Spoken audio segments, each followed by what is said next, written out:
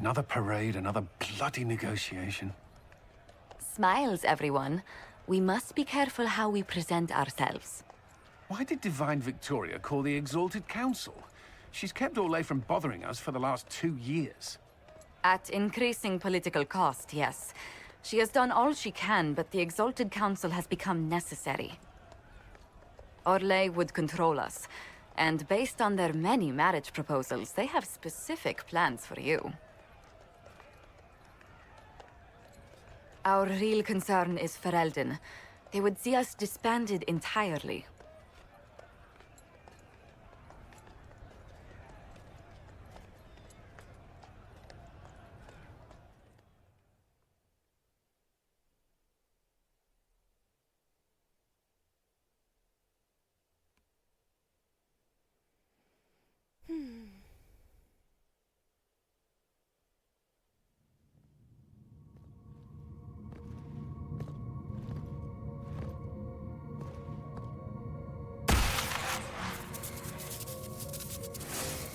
Inquisitor, it has been too long.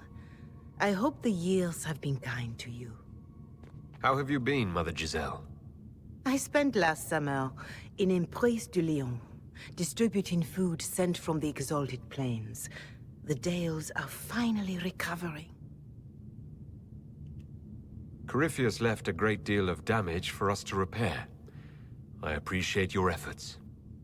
And I yours, Your Worship. I should mention that your forces at Suladin Keep were of great help. Please give my compliments to Baron Deschedin. Divine Victoria asked me to greet you on her behalf. She is currently attending to the Ferelden ambassador's concerns. Sormayacağım yani Cassandra'dan bahsettiğini biliyorum. İşler nasıl gitti? How do you think Divine Victoria has done these last 2 years? It is hardly for me to say, Inquisitor. With respect, that's never stopped you before, Mother Giselle. Victoria says she is better suited to the battlefield than the Sunburst throne, but she has restored the Chantry. And also people's faith in it. We are lucky to have her. Onu bulayım ben. I'll speak to Divine Victoria. I believe she would appreciate that, Your Worship. The Divine sees the good that you can do and have done. Duke Cyril will wish to greet you on behalf of Orlais. I believe he is currently speaking with the Tevinter ambassador. Many of your friends have returned as well. I hope you have a chance to speak with them before the Exalted Council begins. Görüşürüm merak etme. Soralım hangi eski dostlar diye. Who has returned for the Exalted Council? Your dwarven friend, Master Tetras, for one. I understand he spent much of the last few years in Kirkwall. I believe Sir Blackwall has returned as well, although he now uses the name Tom Ranier. And of course, there is the Tevinter ambassador. Enjoy time with them while you can, Your Worship. I doubt you will have the chance once the Exalted Council is underway. The Imperium sent an ambassador. Yes, Your Worship. Dorian Pavas has taken the chance to return from Tevinter. It will be good to see him again. I owe him my apology. I allowed my distrust of Tevinter to cloud my judgment. I am glad you saw more clearly than I did. You're going to apologize? To Dorian? I have little patience for those who cannot admit they were wrong, Your Worship. Myself included. I will have to make my apology somewhere public. He will want an audience for his reaction. Thank you, Mother Giselle. Your Worship, a final question, if I may. This Exalted Council. Ferelden would have the Inquisition disband. Orlais sees its power as another feather in a chevalier's helmet. What do you wish to do with the Inquisition? Hiçbir yere gitmiyoruz. The Inquisition still has work to do. We can't let someone's fear push us into disbanding. Then I wish you luck in the negotiations to come. Maker watch over you, Inquisitor. I will not keep you any longer.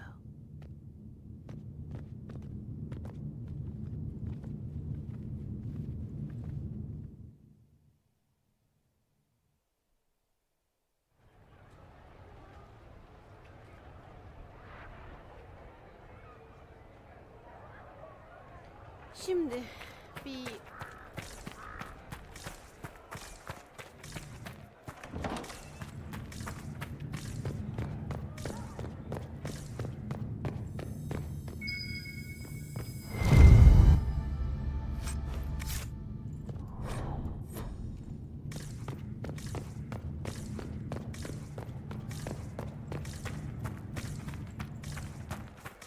I should look around.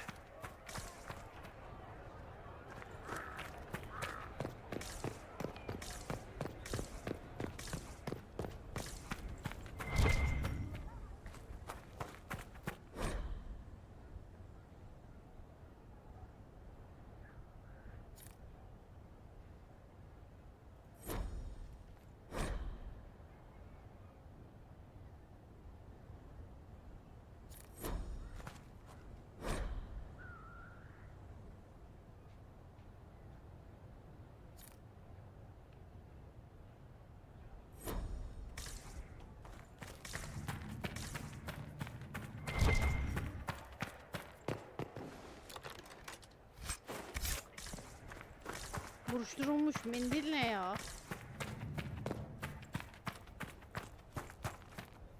It's been quite a day so far, has it not? I've been speaking with representatives from everywhere. Have they given you trouble? Not at all. It is quite alarming. It means they are all saving themselves up for later. Would you walk with me? I should like to take some air before the Exalted Council becomes inescapable. The palace has been most accommodating. We are, after all, here at their insistence. But the ministers may... No. No more talk of the council. This meeting was to spend time with you in a more relaxed fashion. Is this in your daily notes? 3 to 4 o'clock, idle chat with the Inquisitor. Of course not. Not precisely.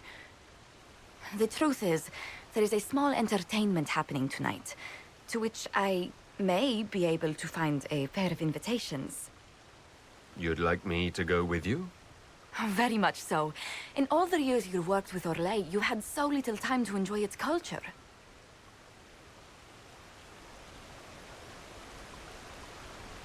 Perhaps you're right.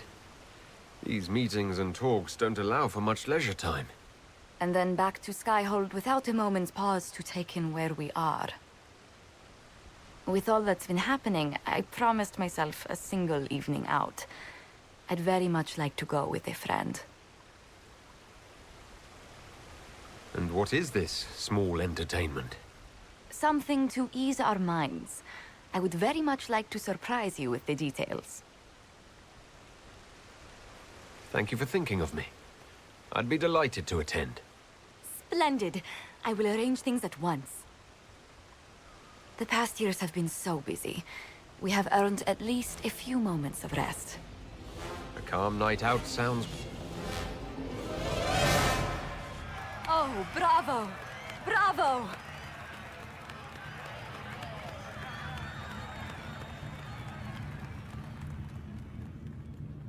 Was the woman in gold playing a king? Who was the man in feathers? Oh, it's all very simple.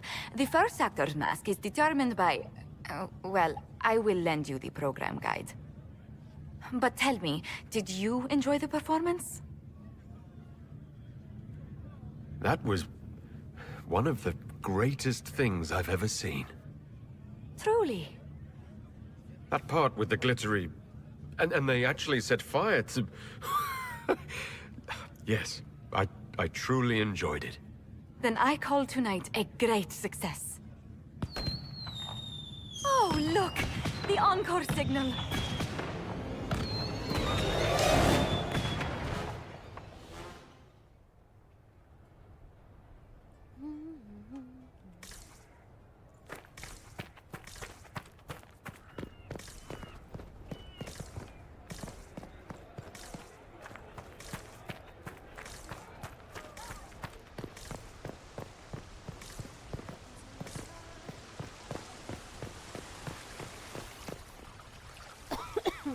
The Prince of Starkhaven wrote to you again. Of course he did. Just put that one in the pile with letters from the Merchants Guild. And the captain of the city guard had a very colorful message for me to deliver to you as well.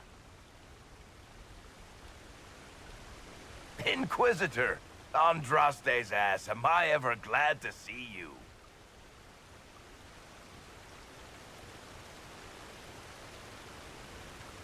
Am I interrupting something important? Yes. Which is perfect, because Bran here needed a break. This is Bran Caven. Until recently, he was the Viscount Provisional Viscount. of Kirkwall. Are you here to represent Kirkwall in the Exalted Council, Viscount Bran? Provisional Viscount, which sadly is no longer my office. I have resumed my post as Seneschal now that Master Tethras has been elected Viscount. You're the Viscount of Kirkwall now?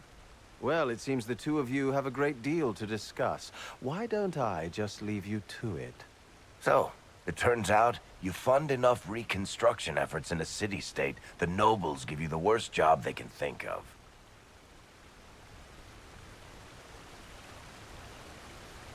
That's fantastic. You'll make an excellent Viscount. I think the nobility figured, after Dumar and Perrin, what's the worst that could happen if we put the dwarf in charge? They voted me in because I got the harbor and businesses up and running again. They want shit fixed, and I can do that. Anyway, I was hoping I'd catch you before the summit got underway. I got you a sort of present. It's official recognition of your title and holdings in Kirkwall. Congratulations. You're a compt now. You can't actually do that without... Too late. Already did it. You should stop by Hightown sometime to see your estate. It's pretty nice. For Kirkwall, anyway. Proper disposition of empty estates is supposed to... You were leaving us to talk, remember?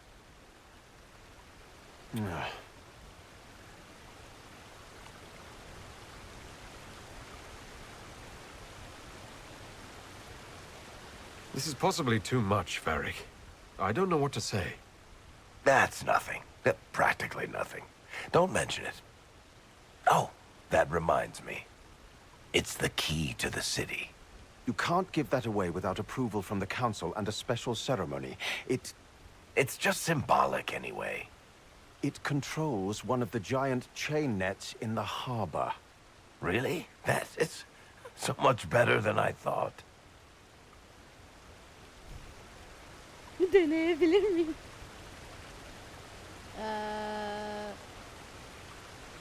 Ya da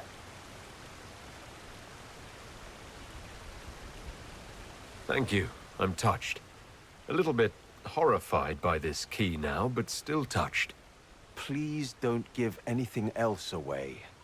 I don't know how this council thing is going to end for the Inquisition. But whatever gets decided, you've got a place lined up in Kirkwall if you want it. Also, control of the harbor, I guess. Anyway, you should meet with the diplomats. And we'll get in a game of Wicked Grace before I go back, though, right? I wouldn't miss it. Don't bet any public buildings this time. ya bir gider misin? Bir salmadı bizi.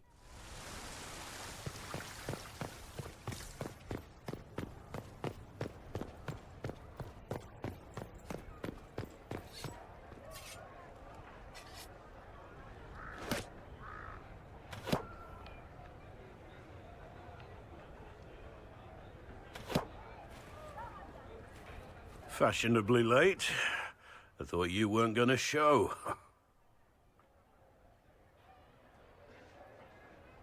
Konuşmak mı istedi?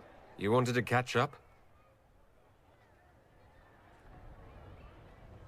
And after the betrayal and what I put those men through, my sorries were worth about as much as shit.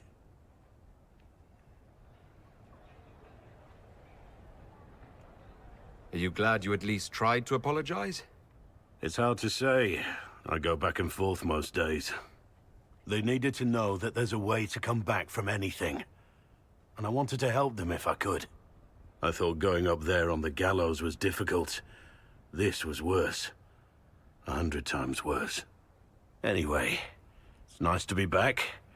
Though I'm not sure what to think of this council. No matter what, you know you can always count on my sword arm and my friendship.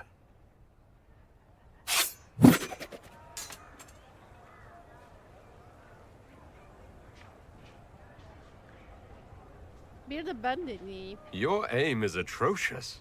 I'm embarrassed for you. Think you can do better?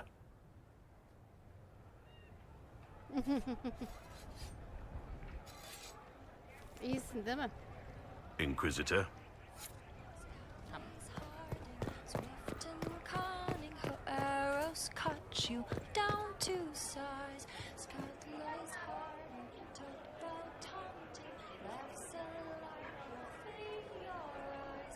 Born of the ground, violent sound. Inquisition bound. Skirt lays hard and battles calling.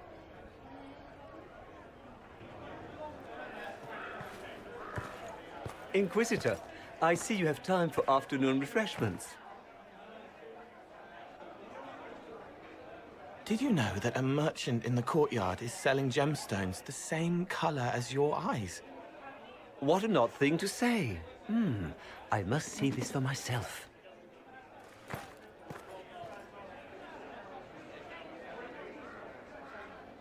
You're useful to have around, Cole. I still don't understand Orlesians and their masks, but it makes him happy. And I needed the table. For breadcrumbs? Birds like breadcrumbs.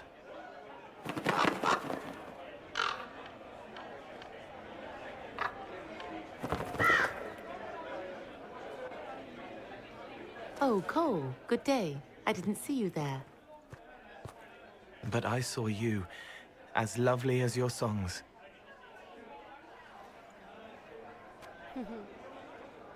I'm pleased for both of you. The world has ample pain, Inquisitor.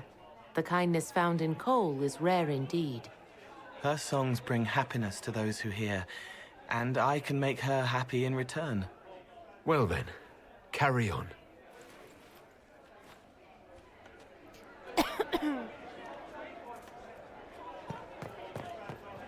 Inquisitor Herald, glad to be back for whatever it is this lot have shoved up their sleeves. Just right up in there. That's it. It's been some time. Well, we don't know what's what, so what's there to go on about? It's Inquisition business, innit? That's all we are. Maybe sort out how they want to mess with us. Then there'll be something to talk about.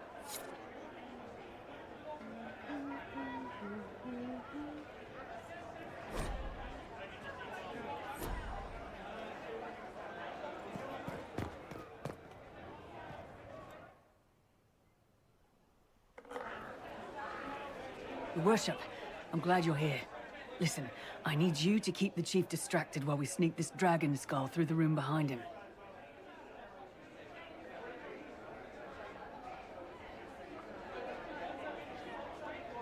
I'm looking forward to seeing where this goes. It's for his birthday. I'll see what I can do, Krem. All right, here he comes. Just keep him talking. He loves talking. Hey, boss. Good to see you.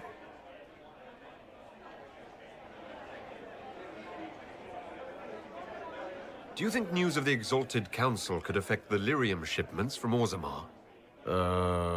Maybe.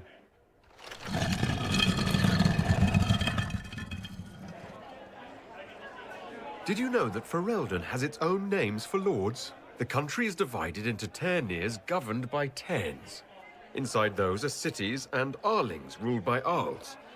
And then there's the Banorn. It's a large area of countryside ruled by multiple bands. Good to know.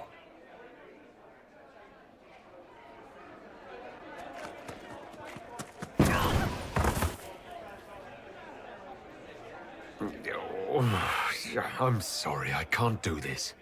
Sure you can. They must have that thing almost across the room by now, right? Ben Hasrath, remember? Surprise! Happy birthday, Chief! Oh, you guys. You got me.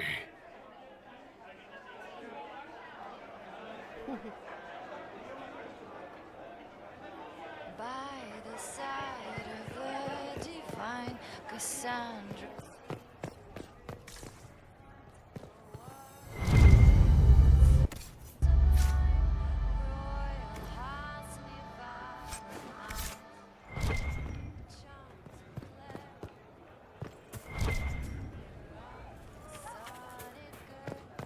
Writer of salacious books, rogue a dwarf with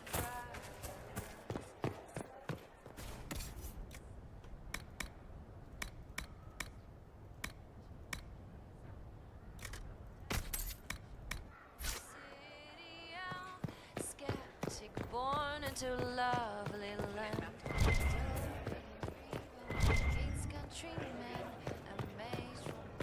Make her be with you.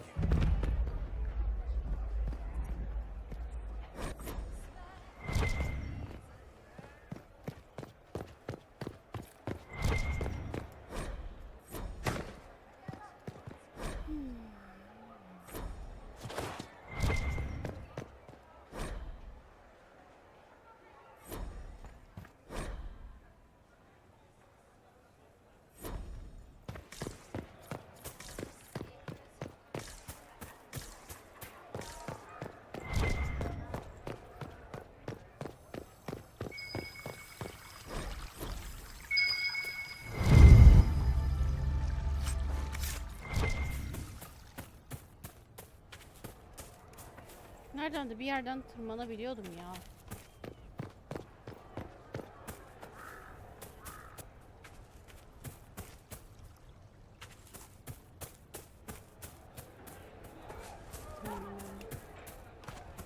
Tırmanabiliyor olmam lazım ama dur bir dakika.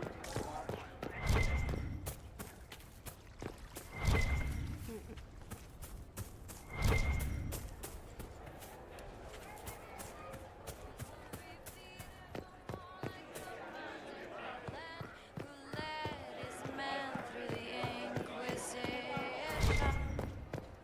A Templar, a knight, stayed with the fight.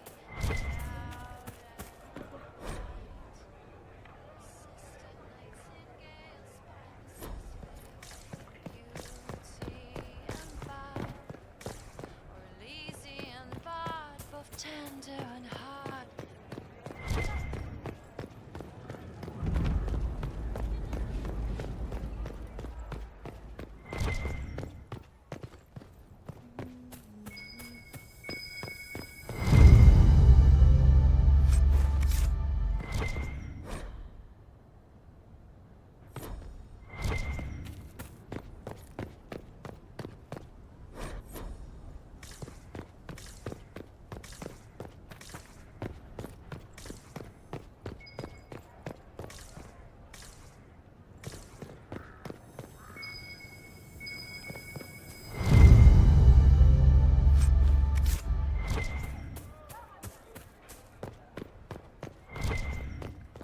Ha buraya geldim zaten. Hayır.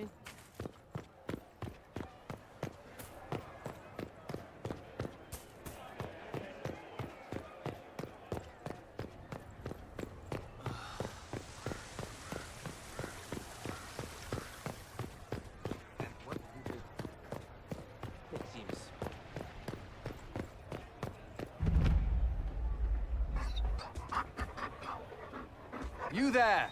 You're to dodge, not catch. If that ball were a fireball, you'd be dead.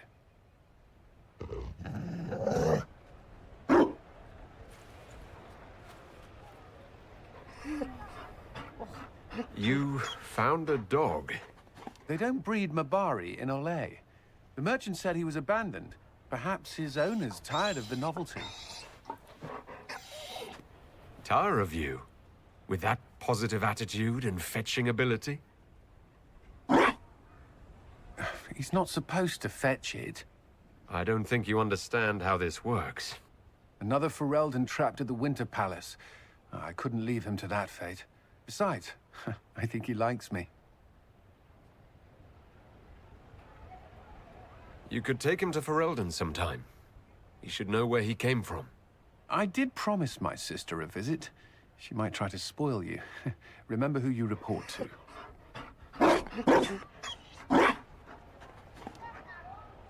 The Inquisition will change after this. I'm not yet sure what that will mean. Whatever happens, our people, you, Liliana, Josephine, will have my support in whatever form you require. I can't imagine the Inquisition without you. I am honored, and likewise, Inquisitor. Sensiz de You can help. düşünmez. Dodge this, and I'll find overpriced Orlesian dog treats before we go.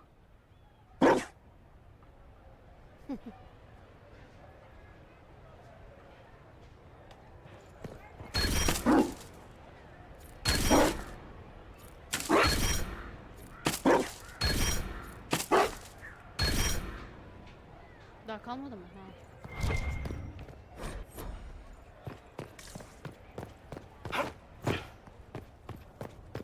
Ya bir çay alıp geleceğim. Şurada 2 dakika durun ya. En kötü keserim burayı. Ya da kesmem, böyle de atarım.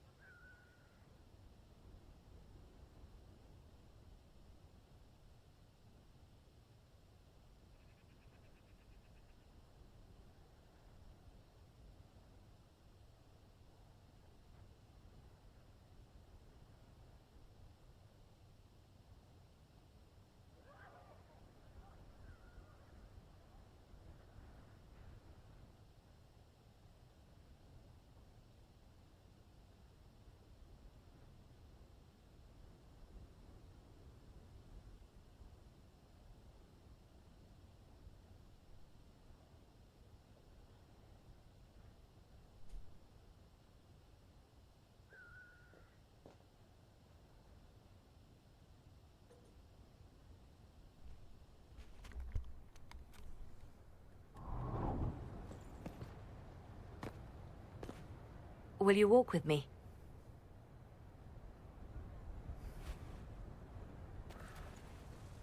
The first time I came to the Winter Palace, I was only 18. I was dazzled. Such rich hangings, splendid marble columns, more golden lions than I could count. It's all still here, Still bright, but I no longer see that same palace. Everything changes. People most of all. Yes. Now all I can see are the knives in the shadows, the poison in jeweled goblets.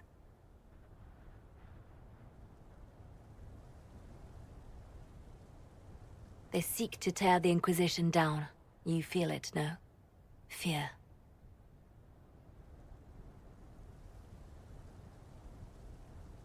I'd fear anyone with our vault of secrets, wouldn't you? It is not our secrets, nor our soldiers. There have always been spy masters and private armies. They are afraid of nothing so much as the hand that directs it all. Mine. Already your actions have begun to reshape Thedas. Your influence is felt everywhere. It was only a matter of time before they moved. I'm surprised it took this long. When the time comes, consider giving them what they want. What? You're not serious. They cannot act against what they cannot see. Publicly, I will of course retire from this life, as one would expect. Let them think they've finally won. I shall take up charity work, become a patron of the arts, as all respectable women of my age do. And perhaps take on a protégé. Our work never ends, Inquisitor. We just need fewer witnesses.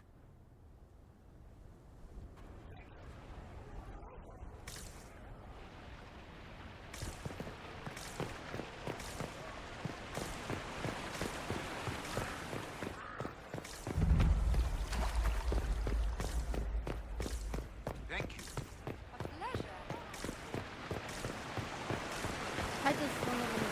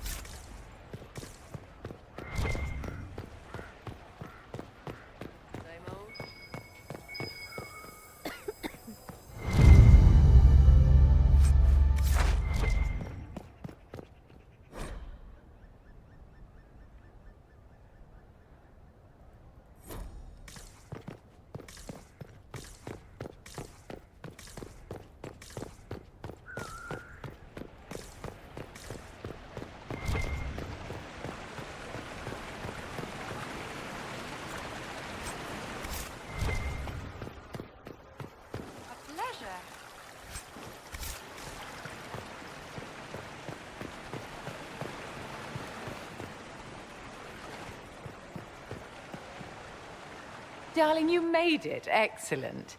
I scheduled this appointment ages ago, and they do appreciate punctuality. Appointment? With the Imperial Garden Spa, of course. You work so hard, my dear. I wanted to treat you.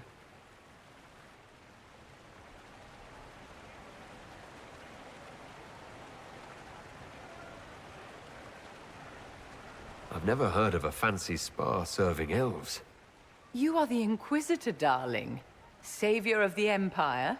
They won't turn you away.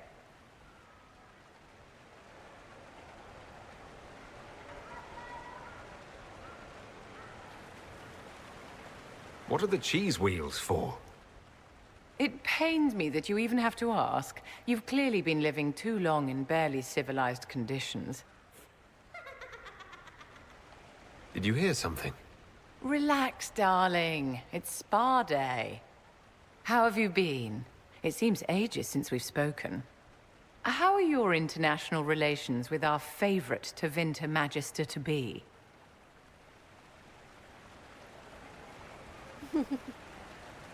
I would never kiss and tell, Vivienne. You know that. Merely expressing concern for your well-being, my dear. Someone ought to.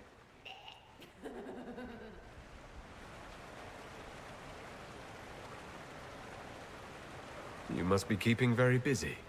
The Circle needs more supervision than a toddler. It may master using the Privy on its own any day now. Don't you feel better, my dear? This place really does work miracles. What happened? Darling, it's spa day. Don't fret. You'll undo all the good they've done. Come along, Inquisitor. They have other appointments, you know.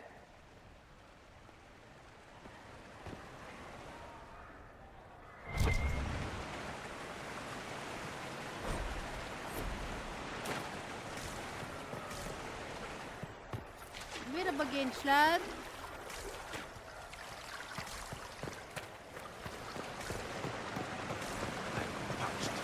Where is that servant?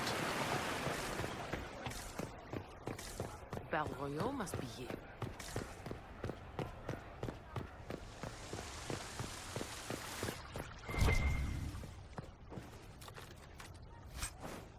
Allah'ım ya.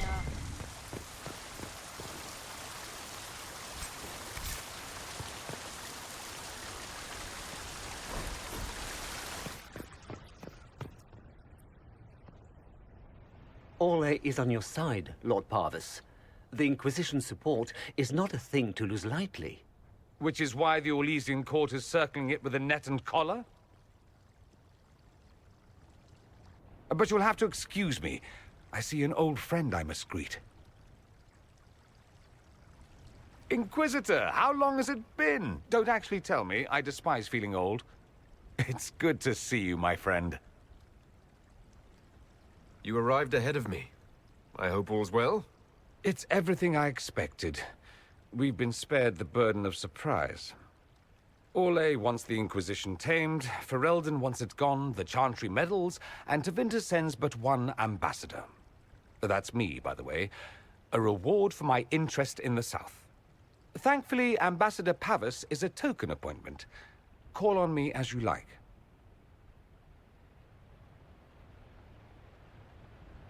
Inquisitor, Duke Cyril Montfort, member of the Council of Heralds and Lord of Chateau Haine.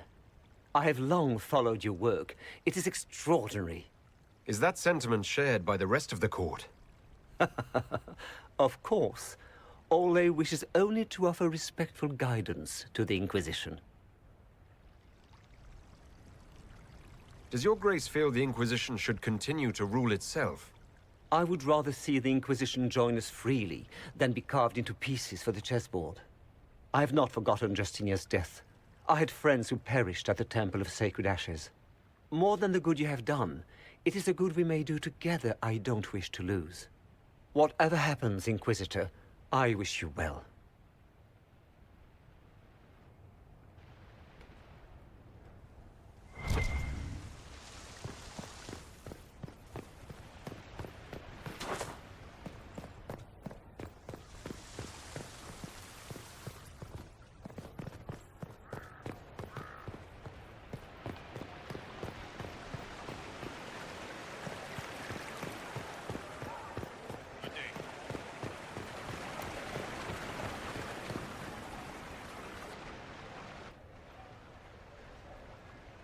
As the most eloquent dwarf you know, Sparkles... Speech! Speech! Way too much speech. Varric, there's really no need. What's going on? Inquisitor! You're just in time. Sparkles, the Imperium doesn't deserve you. Or want you. It may even kill you. But we'll miss you. If it counts.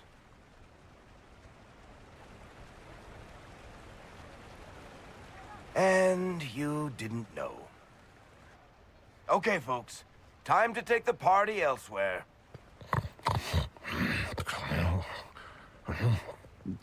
Toma never wanted any. I swear. Leave him.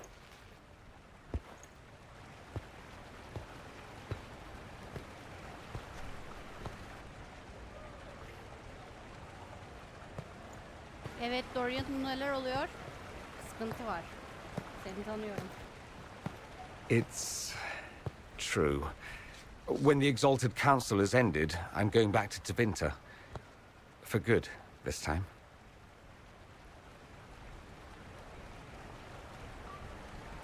Ama seni özleyeceğim. You know I'll miss you. I don't want to leave Amatus. My father is dead. Assassinated, I believe. I received notice this morning. A perversely cheerful letter congratulating me on assuming his seat in the magisterium. We only met a few times while I was home. He didn't say anything about keeping me as his heir. This ambassadorship, his doing, I'm told. He must have wanted me away when the trouble began. I have to go back.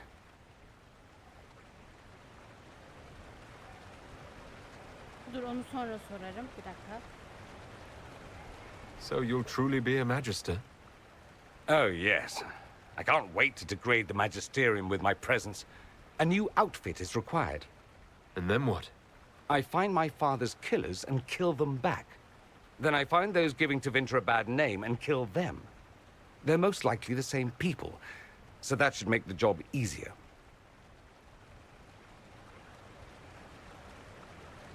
You'll need help. I could go with you. Not this time, Amatus. I won't be entirely without support. Mayveris has gathered other magisters who feel as we do. We'll be an actual faction in the magisterium. I'll teach them manners, take them shopping. It'll be fun. What of us? This is it, then? Nonsense. There will always be an us. We'll just be farther apart for a time. Now, don't pout. They'll put that expression on a statue, and then you'll be sorry. You think this is funny? Nothing about this is funny. I am sorry, for what it's worth. I know it was complicated, but I'm sorry about your father. Thank you. It still doesn't feel real. İyi şanslar. I wish you safe travels and the best of luck. Oh, I'll need it, thank you. Magisters are tricksy bastards. A present. A going-away present. It's a sending crystal. Amazing what friendship with the Inquisition gives you access to. If I get in over my head, or you're overwhelmed with sorrow for lack of my velvety voice... magic. What? You didn't think I would just leave and you'd never hear from me again, did you? You are the man I love, Amatus. Nothing will truly keep us apart. Ah ya.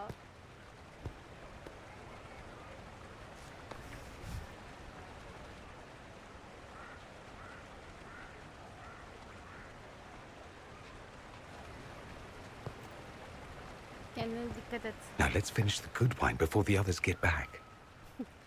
Ya. İstediğin şarap olsun. Ben sana daha fazlasını getiririm. Ebiş. Quite the party, wasn't it? I hear it left the Orlesians and Fereldans completely aghast.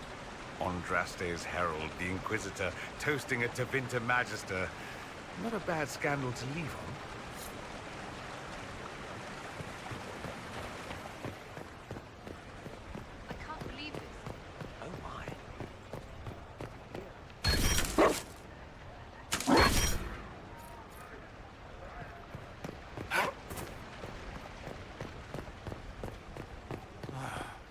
Maker.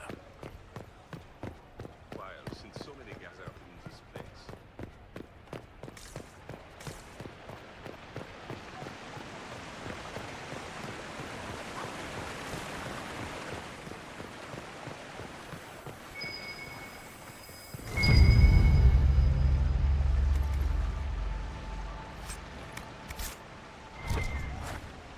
Oh, yes.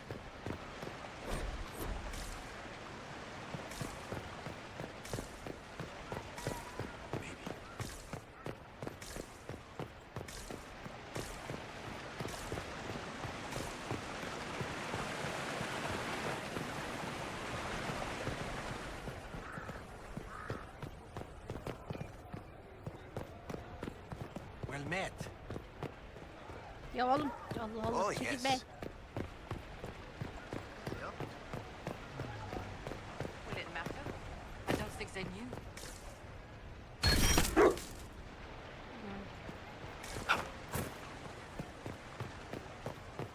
Daha nerede olabilir ki ya?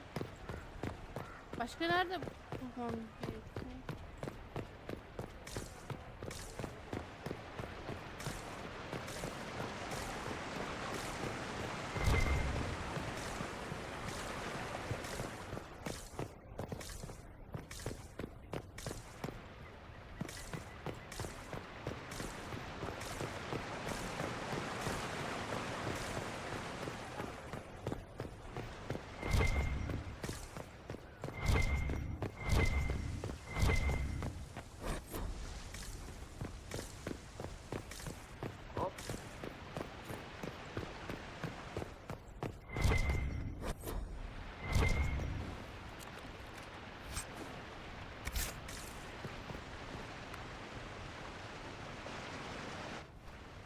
Divine Victoria, am I interrupting? Not at all. The Earl of Redcliffe was telling me of events in Denerim. He represents Ferelden at the summit. Inquisitor, good to meet you. How are things in Redcliffe, my lord?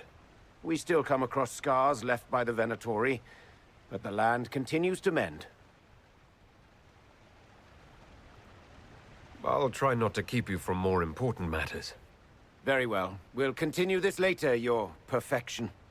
I am supposed to be impartial while speaking for the Chantry, but I confess that neutrality is beyond me. I may be the Divine, but I will always be your friend. And I can hardly ignore the fate of the Inquisition that I began. Is there anything I can do to make your job easier? You could find me a sword and something to hit. I must attend to other matters. If you need me, I am ready to assist. Unconditionally. I'm glad you finally arrived, Inquisitor. The Crown's anxious for news. And your thoughts on Ferelden's position? The breach is long gone, yet Skyhold's army remains. Ferelden can't continue to ignore soldiers on its borders.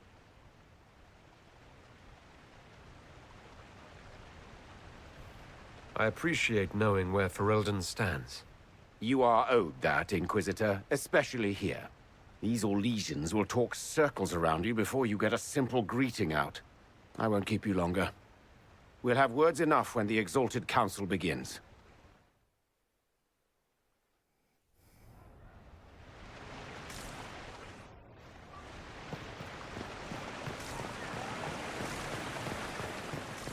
Şuraları bir daha bir bakayım ya.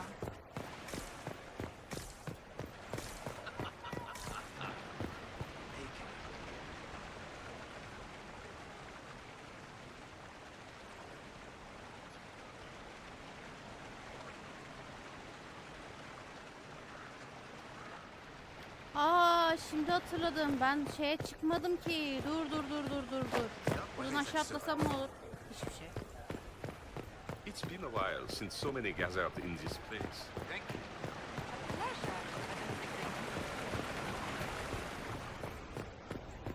It's been a while since so many gathered in this place. What is this now?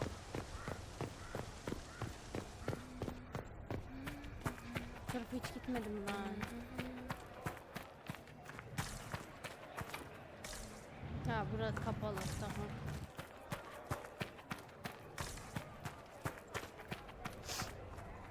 Ya da gittim mi lan? Hatırlamıyorum. Gitmedim galiba. Yo, gelmedim buraya. Buraya gelmedim. Evet. Buraya gelmedim. Al.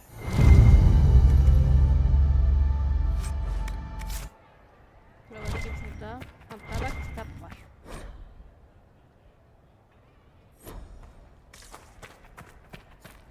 Şuradan aşağı.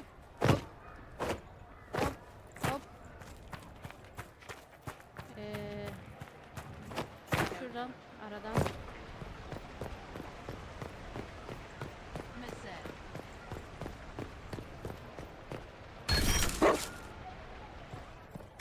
Hala nerede var ya? Her yeri delik aramadık mı? Sıktı bu.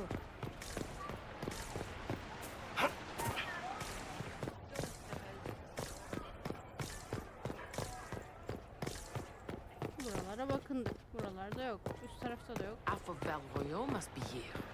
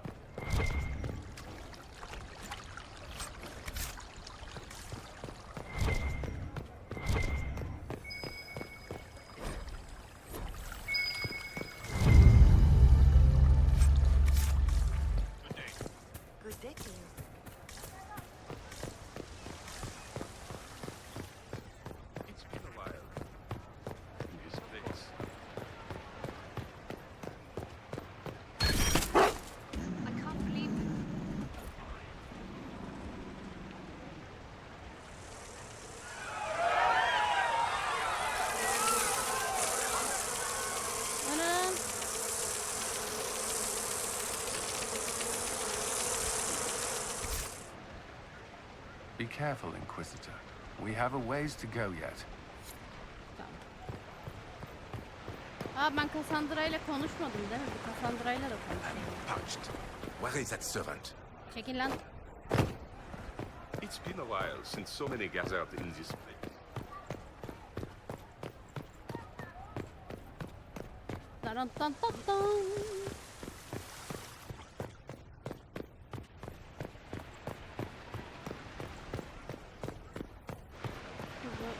Cassandra nerede? Bakayım. Vivian, Dorian, Leliana. Ha, Cassandra oradaymış lan. Ha. Gel gel.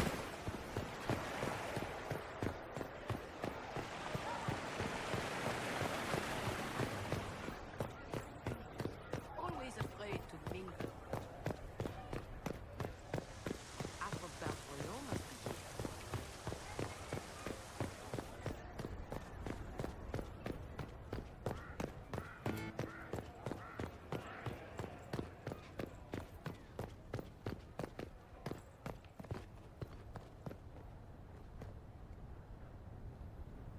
Oh, Ne oldu lan? Niye korktun gene? Is everything all right? yes. Well, I wanted to speak with you, and now you're here.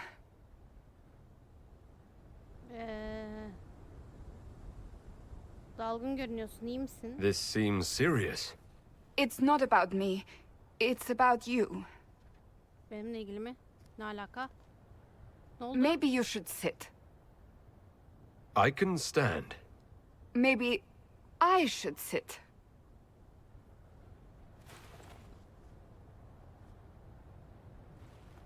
Ne oldu Cassandra? Inquisitor, I want you to know that I am your friend. I will always be your friend. Oh, well, that's...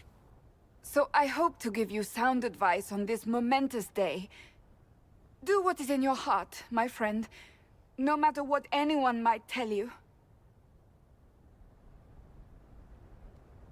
That's a lovely sentiment, Cassandra. Marriage is much more than a lovely sentiment, Inquisitor. Marriage?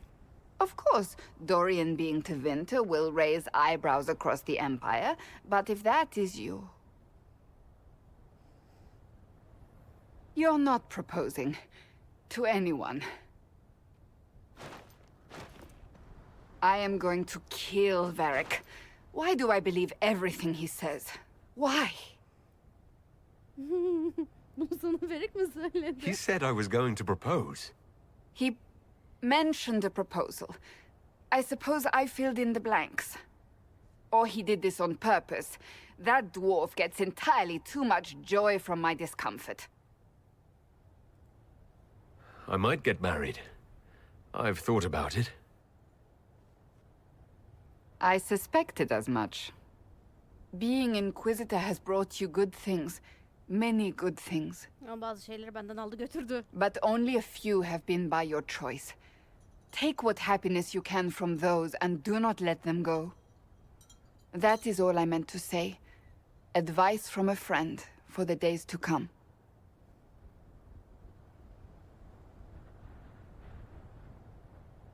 Dorian isterse evleniriz ya. Ama o gerizekalı istemiyor ki işte.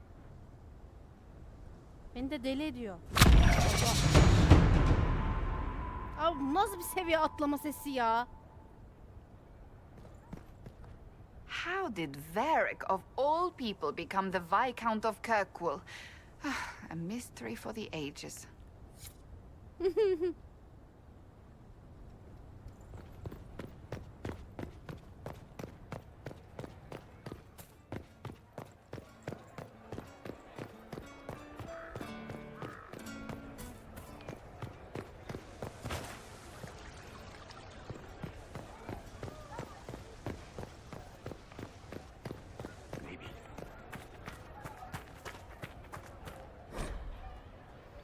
Mecbur başlayacağız. Herkesle konuştuk zaten.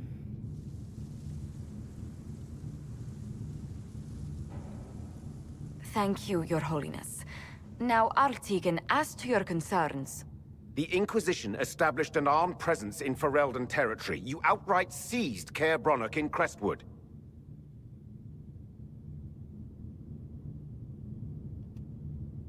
Yes, from bandits. Would you like us to give it back to them? Your help was appreciated 2 years ago, Inquisitor. Now order has been restored, yet you remain. Invading under pretext of restoring order is exactly what the Grey Wardens did to us centuries ago, and we exiled them. Now the Inquisition is doing the same thing with Grey Wardens in their ranks. Your concern is ill-founded. The Grey Wardens have proven their worth time and again. Of course Orlais tolerates this interference. The Inquisition is the only reason Selene still has the throne. Rest assured, Tegan, the Empire of Orlais will not stand idle if the Inquisition oversteps its bounds. Unlike Ferelden, however, Orlais understands that these were the well-intentioned mistakes of a young organization. An organization in need of a guiding hand. Yours, no doubt. Pardon me, Inquisitor. Sister Leliana asked to speak with you in private.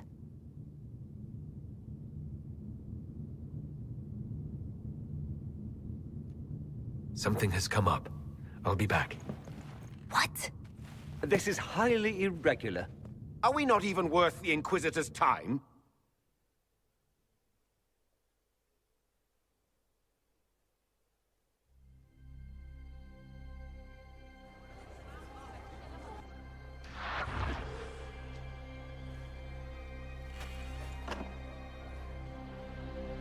Inquisitor, I thought you would want to see this. A Canary warrior in full armor. How did he get into the Winter Palace?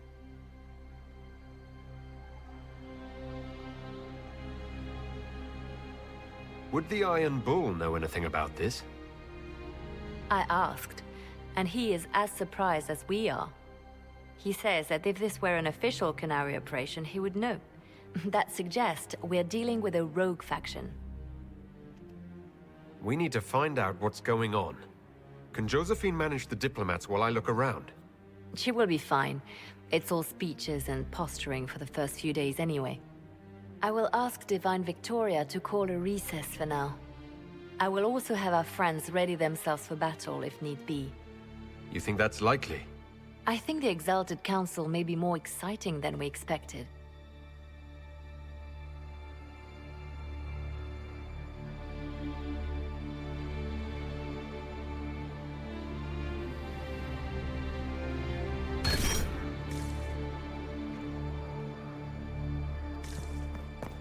There are refreshments across the plaza if you care to leave.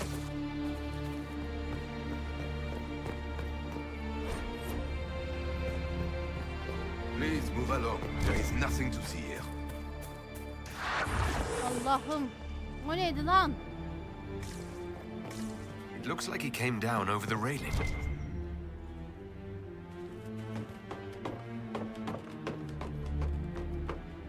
Bir şey deneyeceğim. Bir dakika.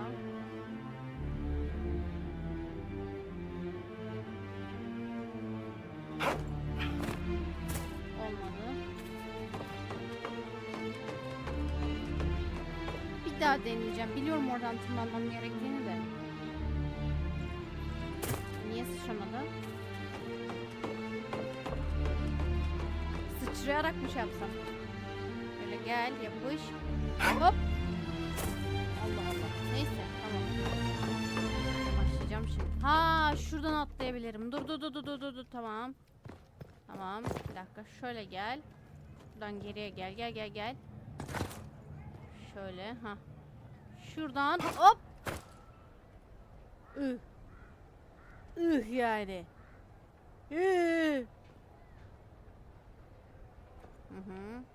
Çok güzel. Düz yürü. Yürü.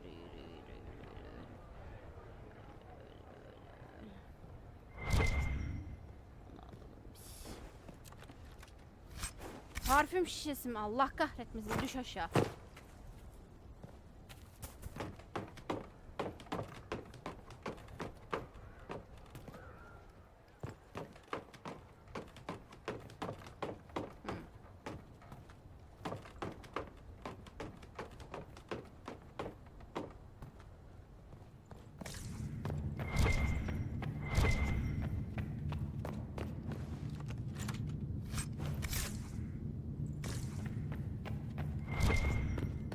an active alluvion.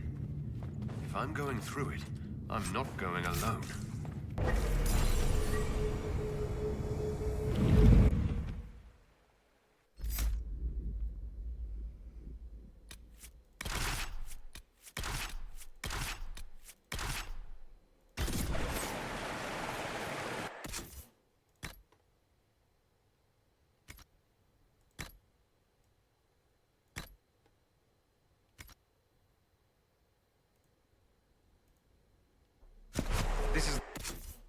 Arkadaşlar ben niye size geçemiyorum? Crossroads.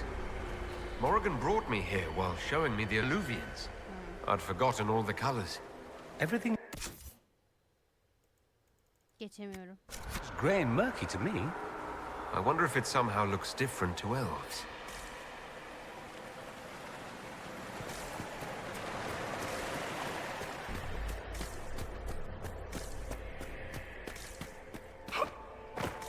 The blood trail leads to this mirror.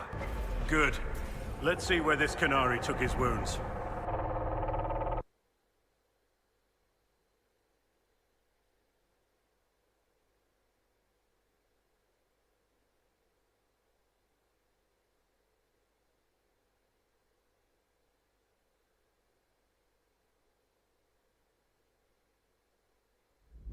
Elven ruins. I'm not sure we're even in Orlais anymore.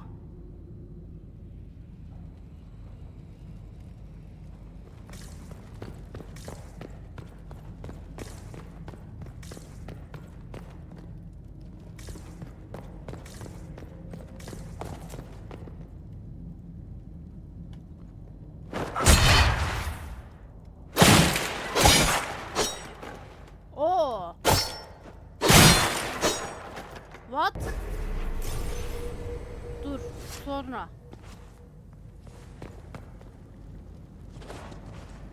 Another Canary, dressed like the one in the Winter Palace. He's part of their military, dressed for war.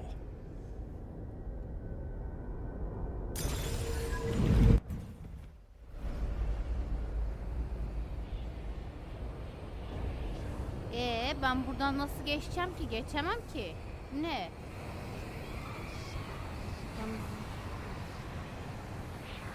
Bir dakika. Şuradan şöyle geçip...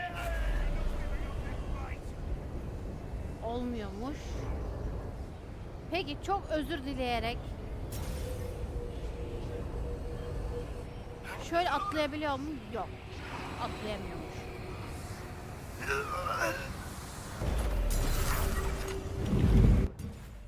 Hiçbir bok olmuyormuş. Oğlum o zaman niye var bu? Çok saçma değil mi?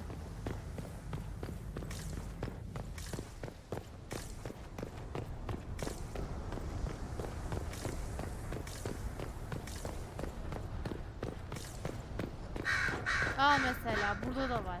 Bunu böyle ittirebiliyoruz mu? Çok saçma ya, yemin ediyorum. Bu ne? Çalışmıyor bu.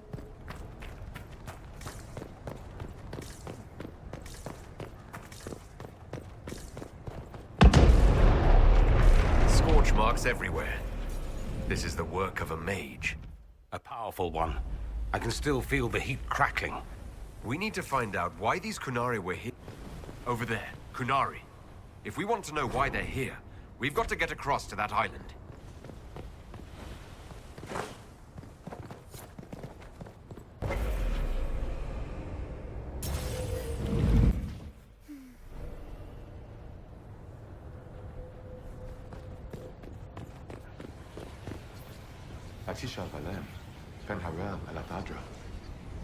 The elves bound a spirit here. It feels old. Very old. What does it want?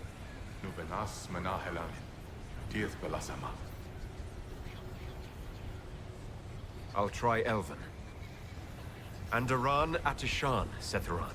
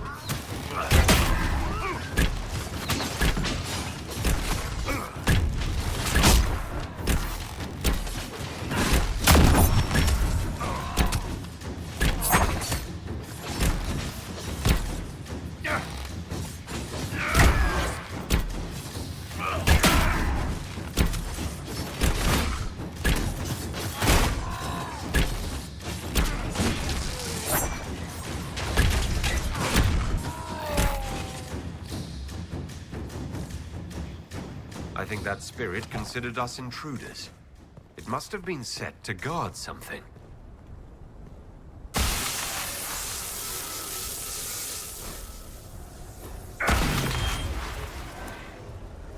That was like Veilfire. It claimed this was a refuge for elven slaves. This whole valley was a sanctuary created by the dread wolf Fen-Harel. This doesn't make sense. In Dalish legends, Fen-Harel is our god of misfortune.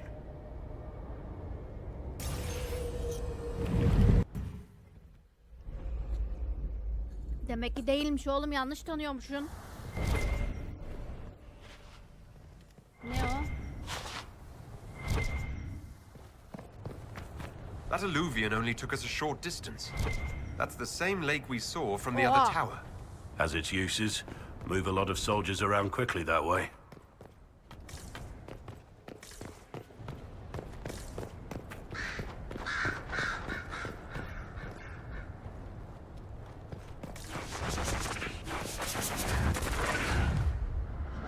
Wounds on the back, no blood on his sword. Someone took him by surprise. This can't have happened too long ago. The blood's not even dry. Dinleyeceğim seni hayatım, bir dakika. Here we go again. What a change of pace from the Winter Palace. A clear sky, a beautiful view, and yes, fields and fields of stripweed as far as the eye can see. Strip what? Terrible stuff. Looks like grass, stings like a knife, and causes sores if you so much as brush against it. So, of course, everyone in Menrathus insists it makes a very decent tea. Isırgan otunu mu diyor?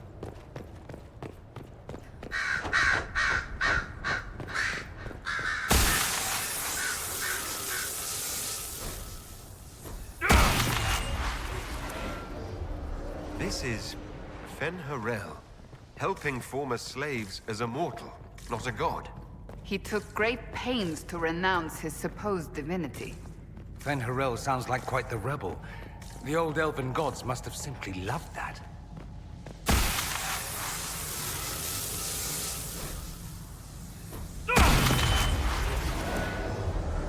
This claims the elven gods were just Evanuris. Powerful, but completely... What happened? Lan iyiyim diyecektim, pardon, yanlış The oldu. anchor flared up. It's fine now. This looks like it fits into that pedestal by the broken bridge.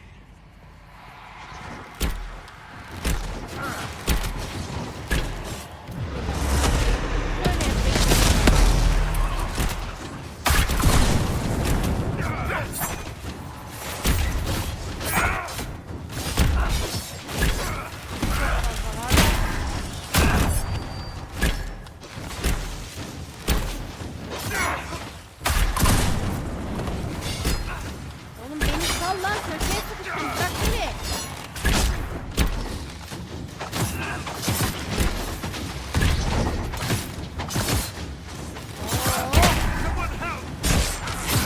Yeter.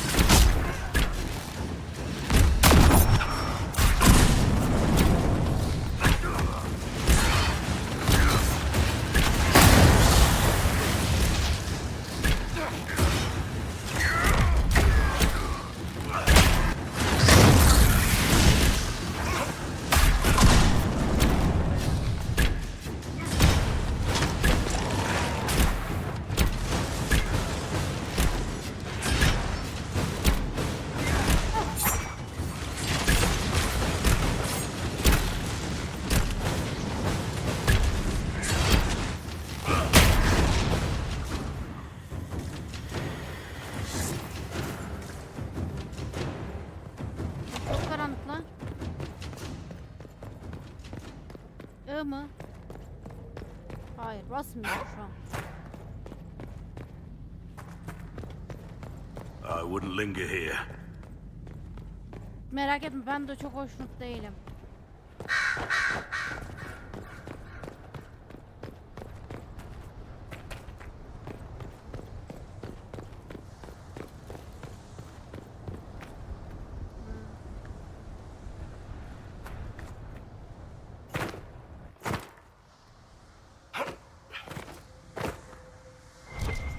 Aa, pardon. Tüh.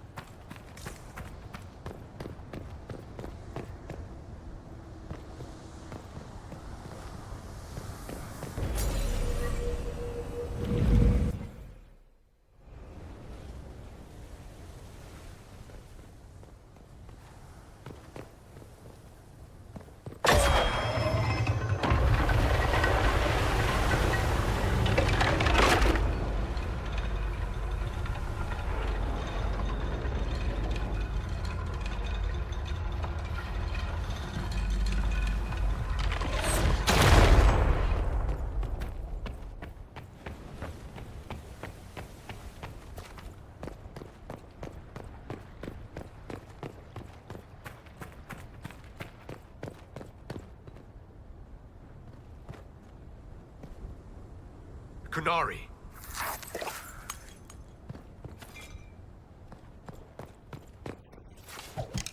Wash it! The Inquisition doesn't leave alone.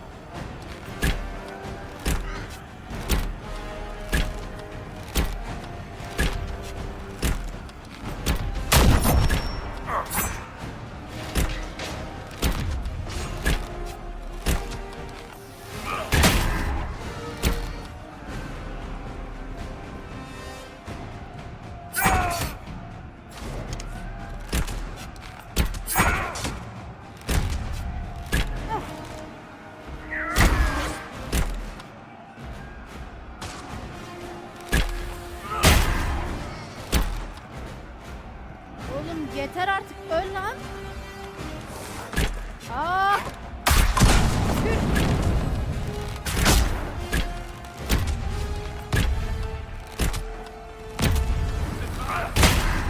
Geber. Why did those Kunari attack the Inquisition on sight? Kunari never act without orders. A commander in the Qun must have given them. Are you saying the entire Kunari nation wants us dead? Well, at last the Inquisition and Tevinter have something in common.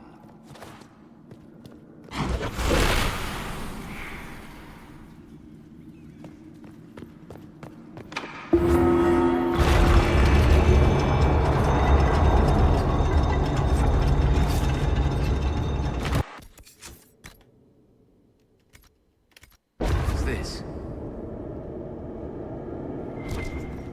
Hemen bakalım, inceleyelim. That's Fen'Harel.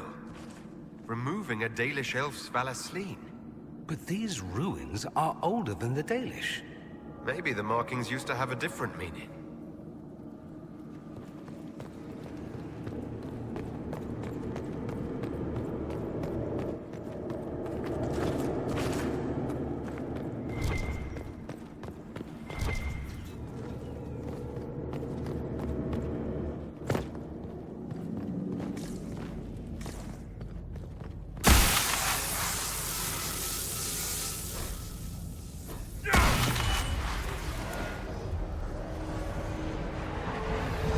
Hidden weapons. These freed slaves actually fought back against the Evanuris, posing as gods. Interesting word, Evanuris. If all it means is mage leader, well, they were basically magisters.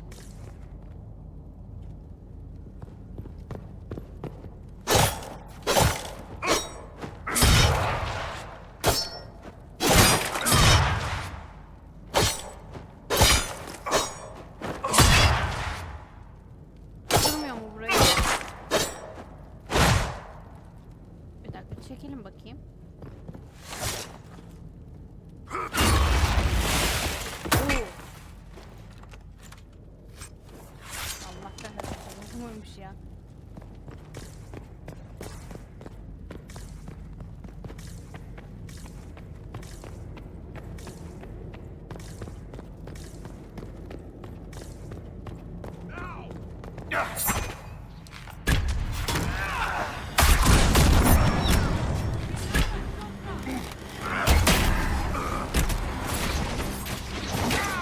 Oha! Oh!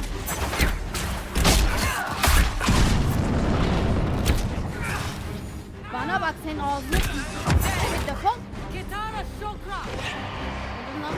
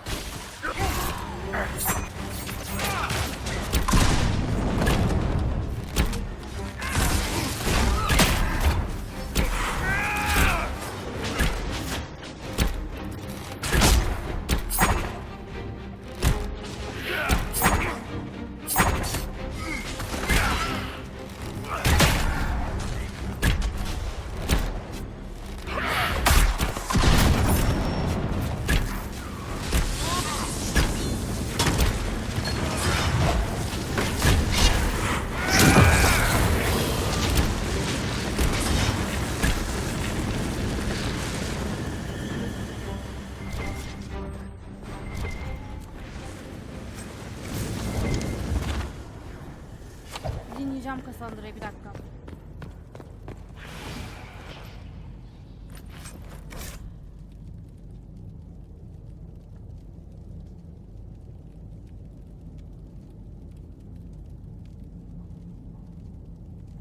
This letter says the Kunari came to these ruins because the Alluvians connect to Halam Shiral. A staging ground for an invasion? It was some sort of infiltration. There's no more details.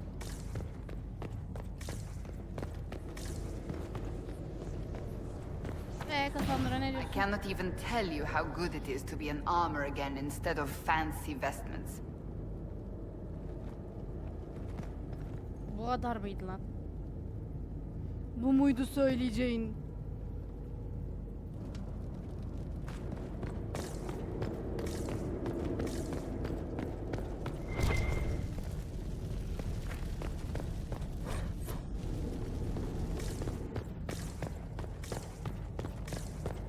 Let's look for anything that explains why the Kunari came here before we go.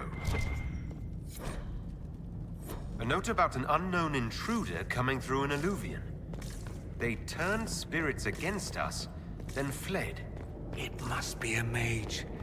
They killed any Kunari in the way and let the spirits do the rest. Two parties, then. The Kunari, and a mystery agent determined to stop them. Come on. We have to warn people about the Kunari's designs on the Winter Palace.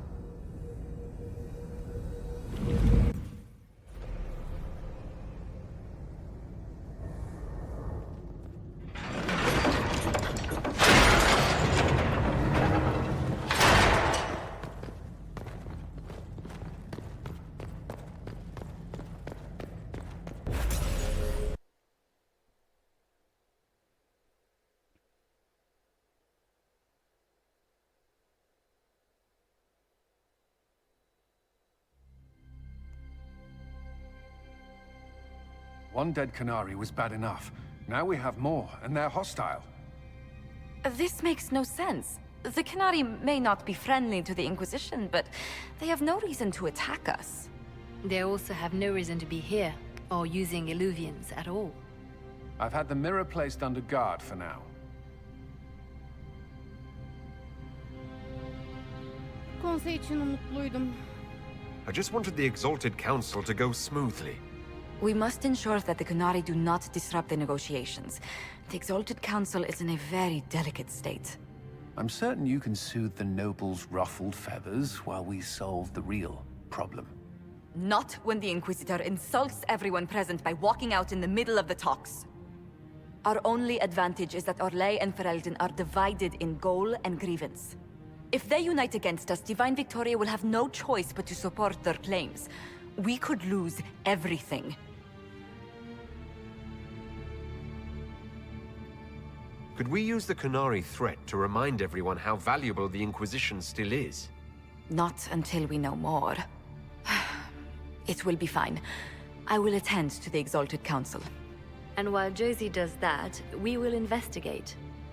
I'll head back to the crossroads. We need to find out what the Kunari are doing, and why they attacked. And I'll have a quiet word with our honor guard.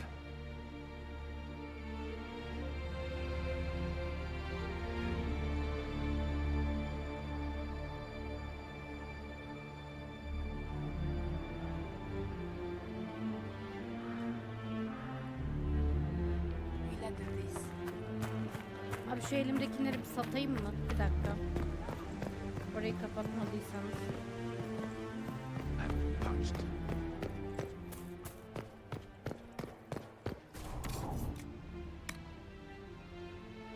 Oo.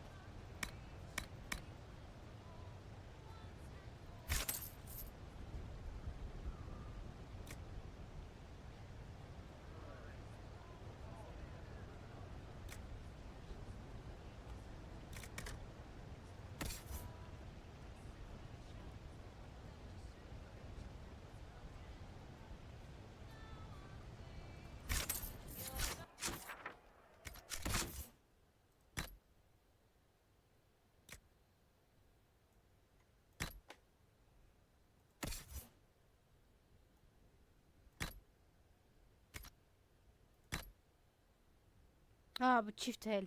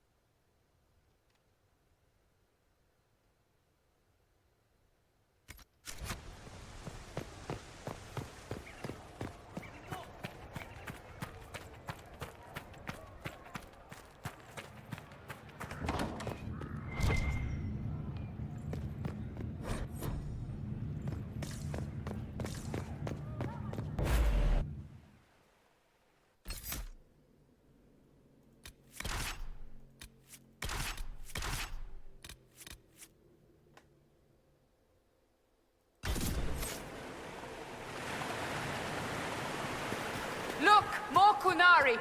That path wasn't there before.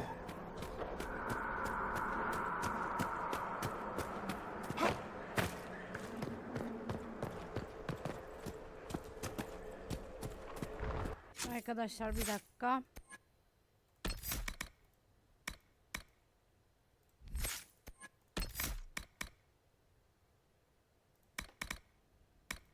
Ya onu çok kullanmıyorum aslında ya. Hatta şunun yanına koy. Bir dakika. Gel buraya. Ulan vereceğim bir şey de yok ki. Hepsini halletmişim. Neyse ver o zaman.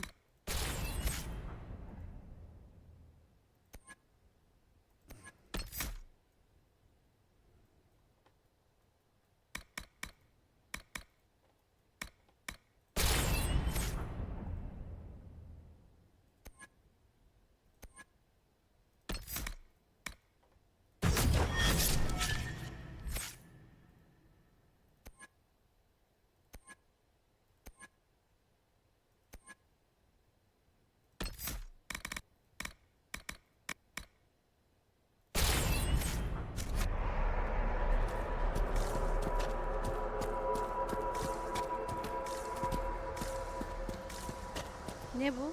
What's this? Let's see where our horned friends were headed. Öğrenelim aşkım. Öğrenelim. Sen varken her şeyi öğrenirim ben.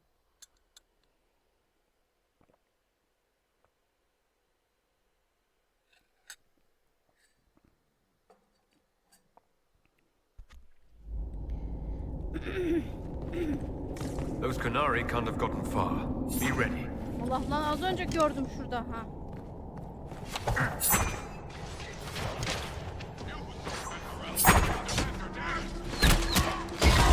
Oha! Hayvan!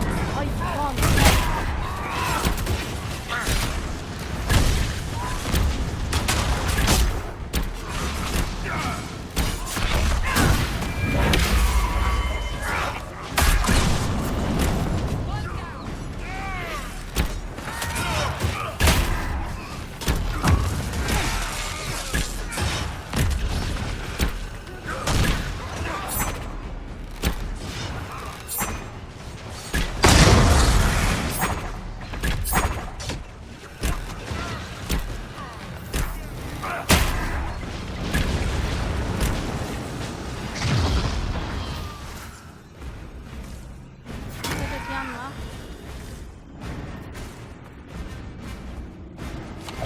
We need to find out what these Kunari were up to.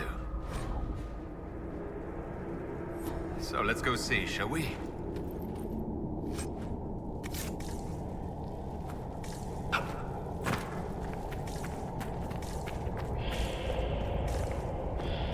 Look at all that. The Kunari have a huge operation here. But why? Practically feel it, can't you? All that rock hanging above your head. And out of all at once, he insisted we use the follow. Cabin by a lake. Heaven, but I couldn't place the smell. We woke to a Carter ambush. I shouted orders, grabbed a sword and a lantern. The dwarf fighting me froze in the light. I told my men to run, cut down the dwarf, and toss the lantern in the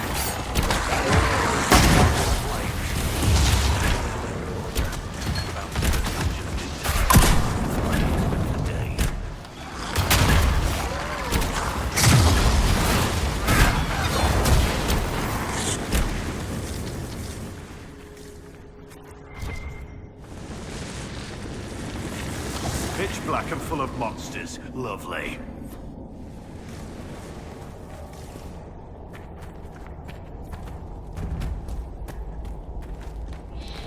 Deep stalkers.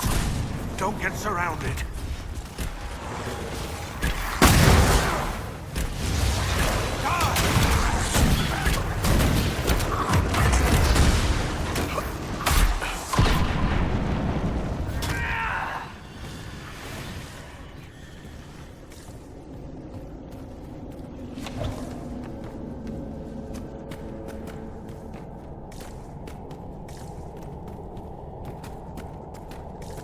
Look, someone up ahead. Stay back! Oh, wait. Your hand. Are you the Inquisitor? Odd to find a human down in the deep roads at all, let alone surrounded by Kunari. We don't have much time. Please, what the Vidasala is doing, you have to stop her. The Vidasala? She's the leader of the Kunari here. She hates magic. Her job was to study it and stop it at all costs. Not anymore. I don't care whether you serve Fenharel or not. Someone has to stop her. Ne? Why do the Kunari think that the Inquisition serves Fenharel? I don't know. The Vidasala said it, and well... You're Dalish. It made as much sense as anything. We've had agents of Fenharel causing trouble all over the crossroads. Sabotage, making spirits attack us. I assume the Inquisition was their army. That you came here because Fenharel told you to. Peki sen kimsin? Who are you exactly? My name is Jeren. Sir Jeren, once. I was a Templar in Kirkwall. Until I joined the Qun. You're Kunari? Kirkwall was... madness. Chaos. The Kunari were like the eye of a storm. I stand for order and discipline. Protecting the innocent from magic. But this plan... it's as mad as Meredith ever was.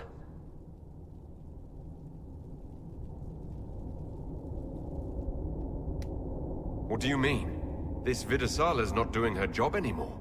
Almost a complete reversal, actually. This place is a lyrium mining and processing center. The Kunari need it for...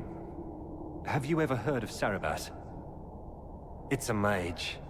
Except Kunari mages are much more dangerous than those among humans or elves.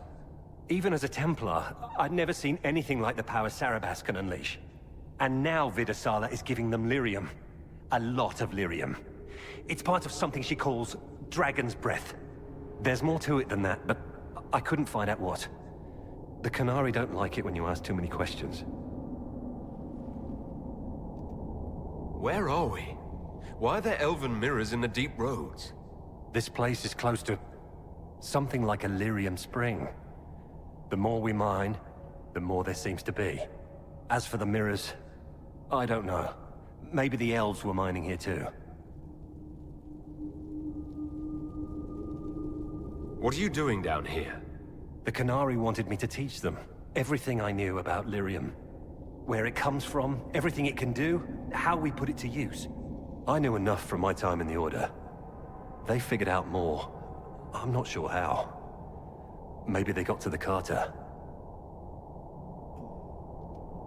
The Kunari can't be mining their own lyrium. It kills anyone who tries other than dwarves. It killed the Kunari at first. But Kunari workers have a discipline only Tranquil can match. And they're quick learners. They figured it out.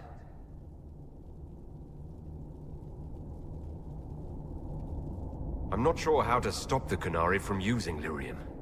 The lyrium's only part of the Vidasala's larger plan, Inquisitor. She said it would save the South.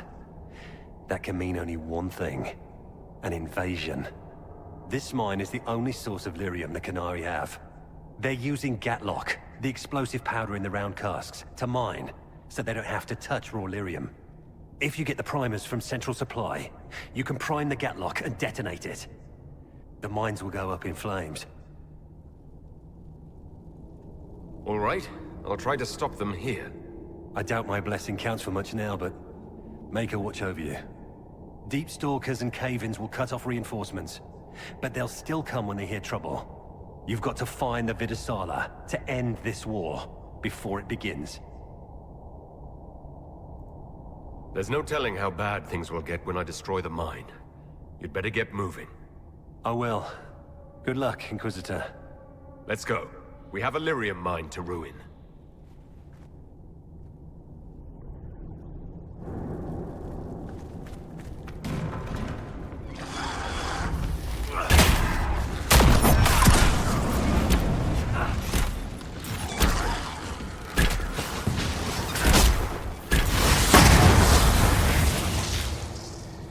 Vaa. Sakin olun lan.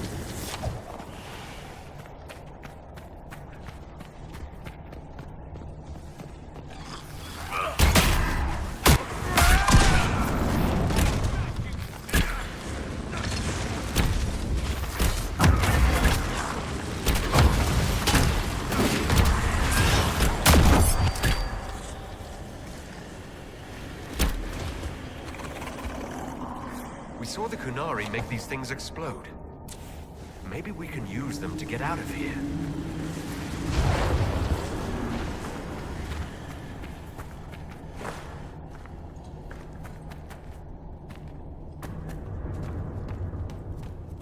It shouldn't be this dark. Dwarven buildings are lit by molten rock. Bir şey deneyeceğim. That doesn't just go out. Yok hayır. Girebiliyor muyum böyle? Aa! Giremiyormuşum lan. Canım bir gelir. That doesn't sound good. This place isn't stable.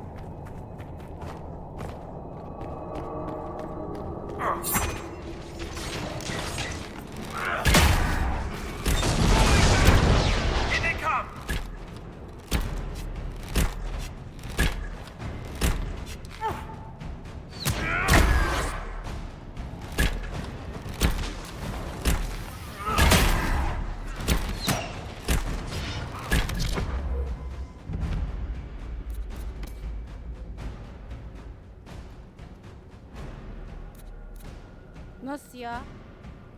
Cassandra niye?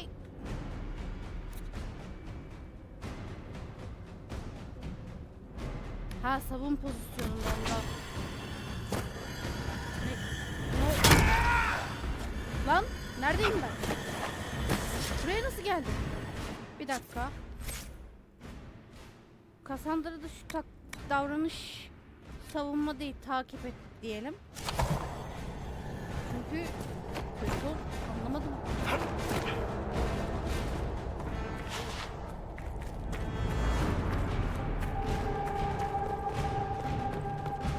Şimdi bir dakika. Dur. Oğlum gelsenize ya. Allah Allah.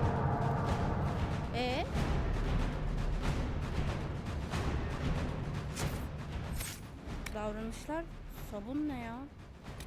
Takip et.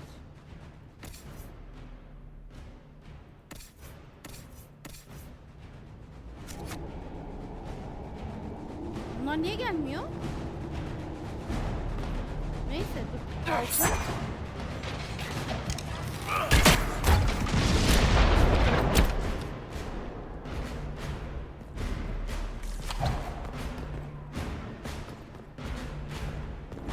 Vallahi tek kaldım ya. Neyse tamam. Allah aşkına.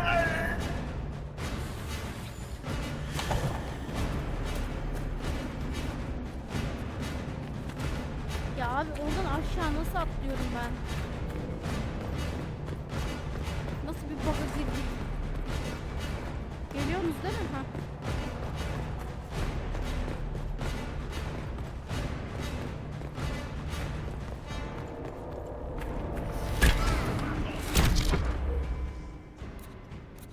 Hadi sen buna saldır. Çok saldıramıyorsun da.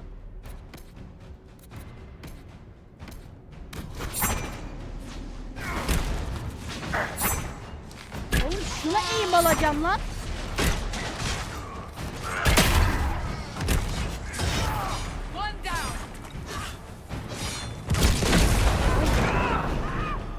Last time, it took an exalted march to stop the Kunari, and that barely worked. If they strike now, Thedas may fall. To battle! Ah! Ağzına tüküreyim, ne ara? Bir dakika. Doğruya mı diyecektim? Olsun. Gereksiz. Yürü git.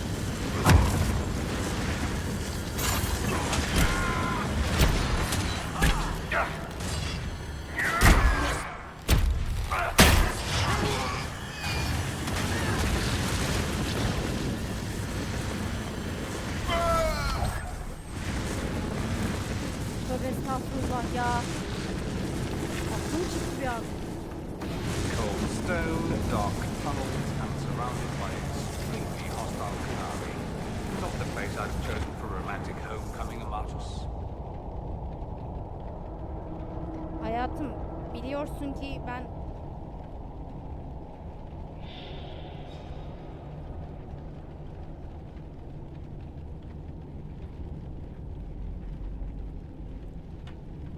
seni özledim ya. I'm just happy you're back. Oğlum. It was hard being on my own again for so long. Well, yes, being deprived of me for so long would test it. Yes, legendary. I've always wanted to try a wine. Can Josephine arrange something?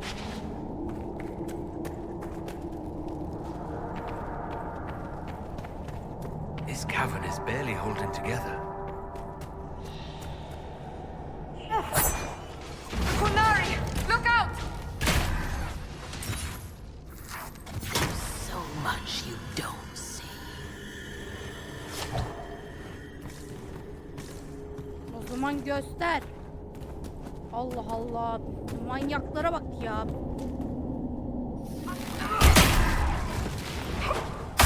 Hayır lan. Allah Allah. Ya şuradan düşmek çok canımı sıkıyor. Yemin ederim.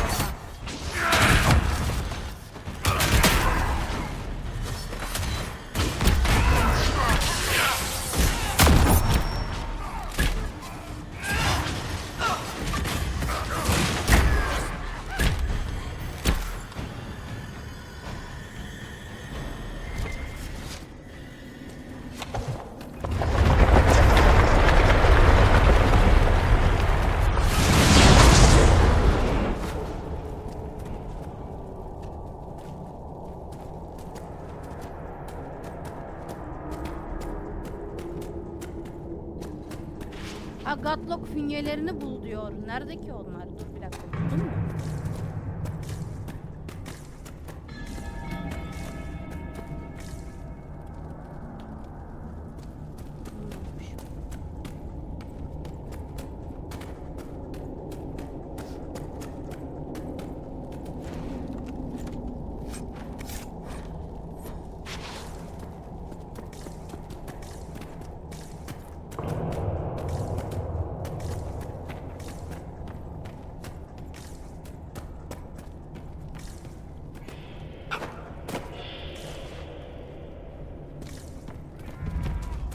There's one of the mining platforms. Now we just need primers.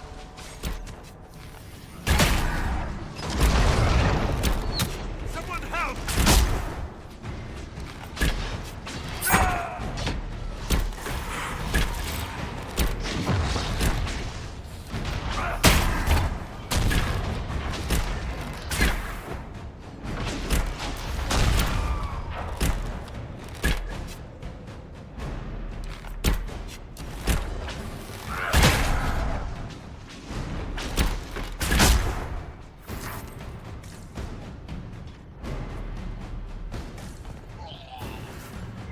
If that Templar was telling the truth, the primers should be in here. We're almost there.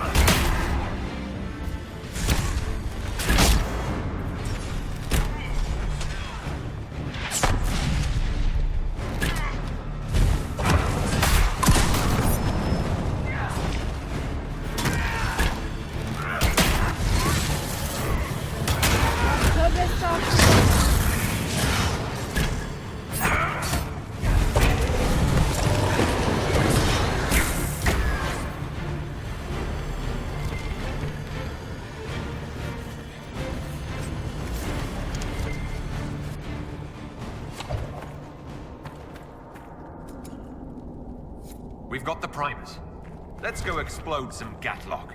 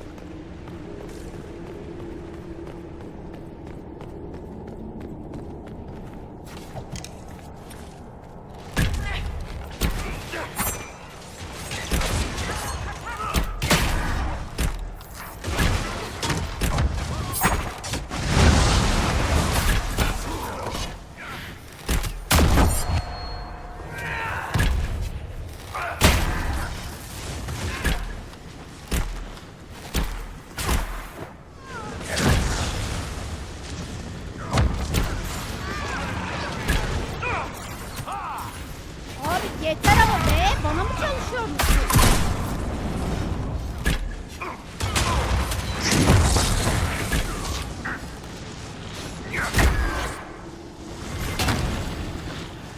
Allah Allah!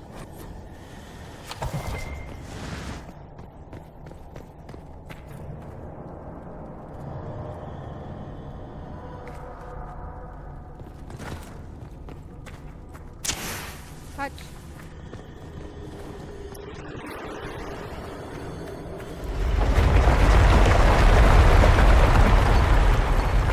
What a well-oiled operation the Canary have. I think we should explode it, don't you?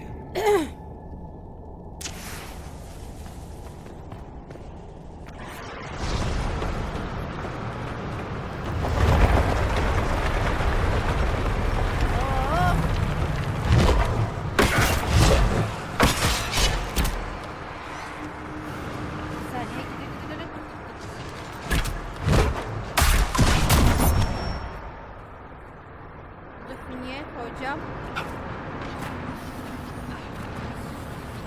Ne oluyor lan?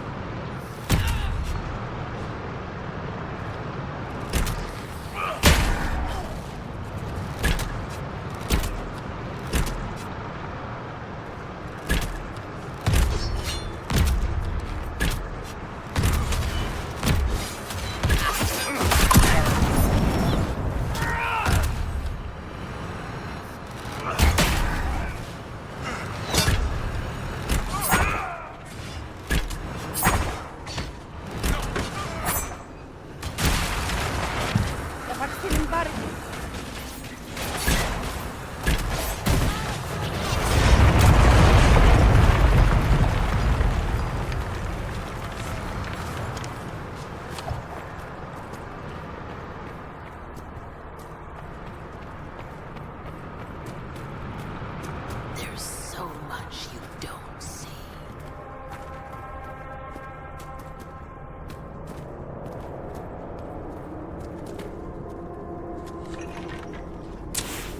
Kaç.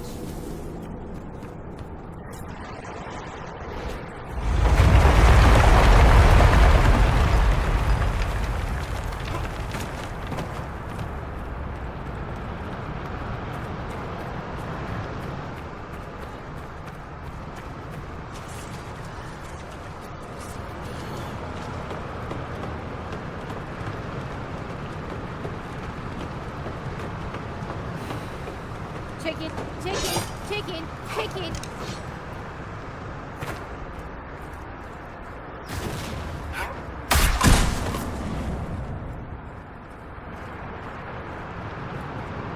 Lan patlat dedim.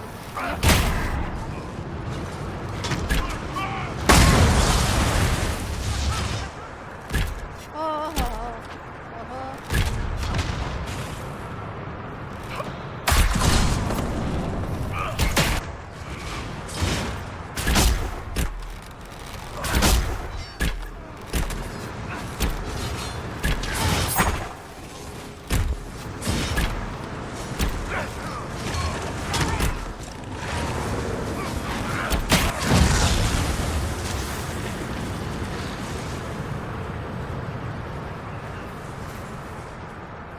Bastım onu patlatmadı ha.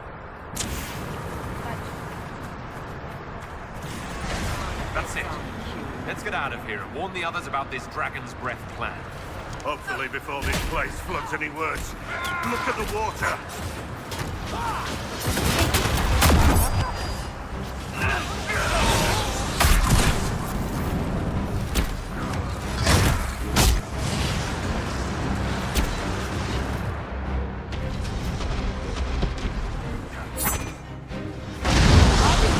Allah Allah, adamı atamıyor ya.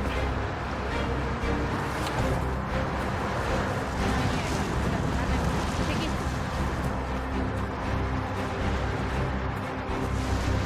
Tam buradan gideceğiz. Tamam.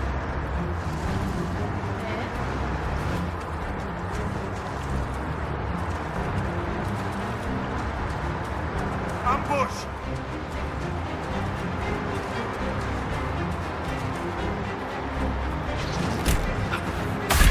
Stop. Ah!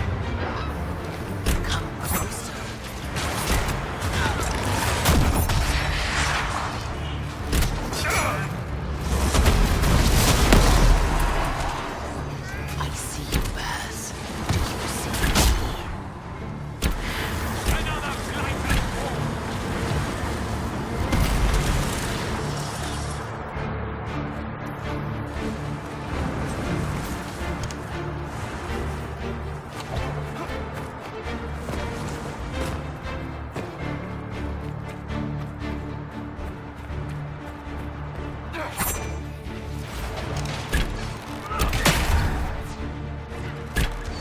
Back me up!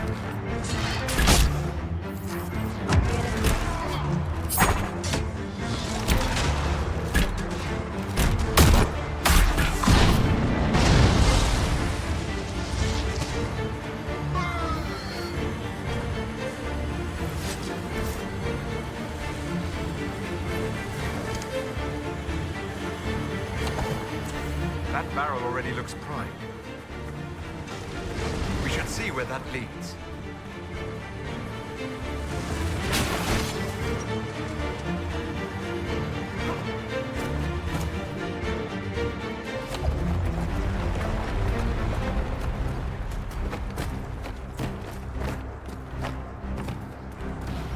After all the places, expect to find us in another cave.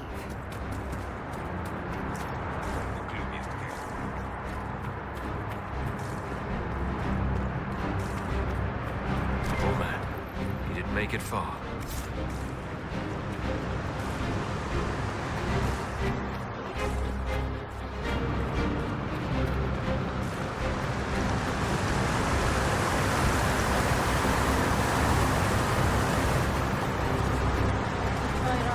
Who gets to tell Cullen and Josephine we're probably at war with the Q?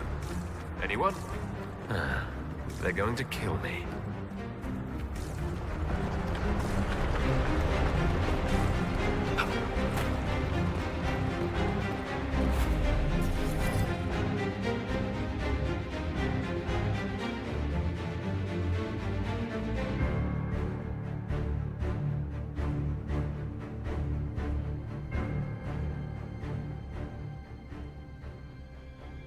Dragon's breath. The Qunari always enjoy their metaphors. But what does it mean? Who knows? Qunari agents moving through Illuvians to attack the south is bad enough already. I still do not understand why they accused the Inquisition of serving Fenarel.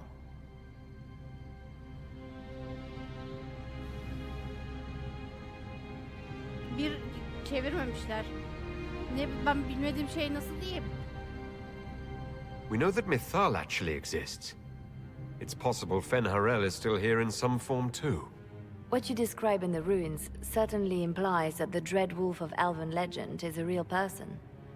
But how does that implicate us? What made them decide that the Inquisition serves this Fenharel? Hopefully we will learn more after we have stopped them.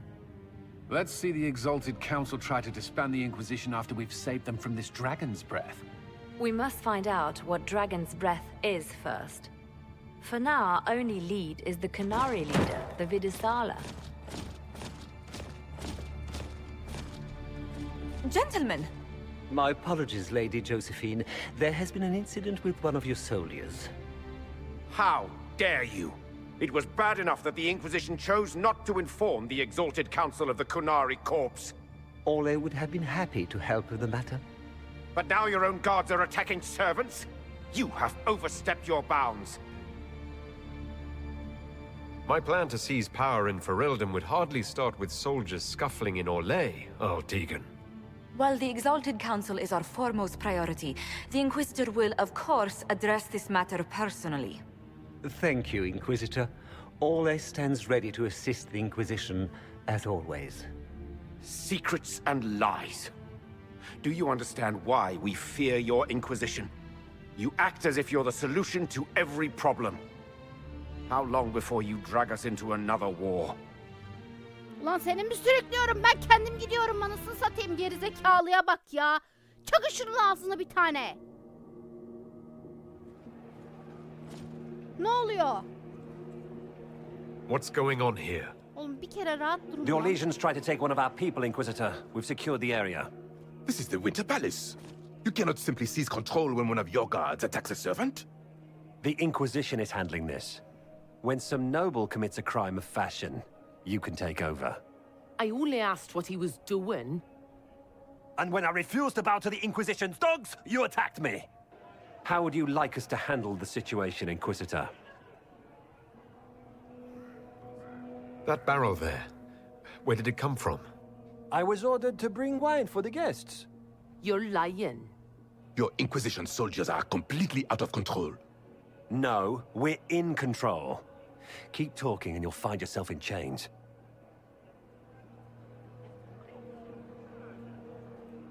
Please take the servant into custody. Right away, Your Worship. Inquisitor? Ambassador Montillier will explain later. For now, please hold the servant for questioning. As you say, Inquisitor. Lord Cyril will hear about this. Inquisitor, I also found this by the barrel. I can't read the language.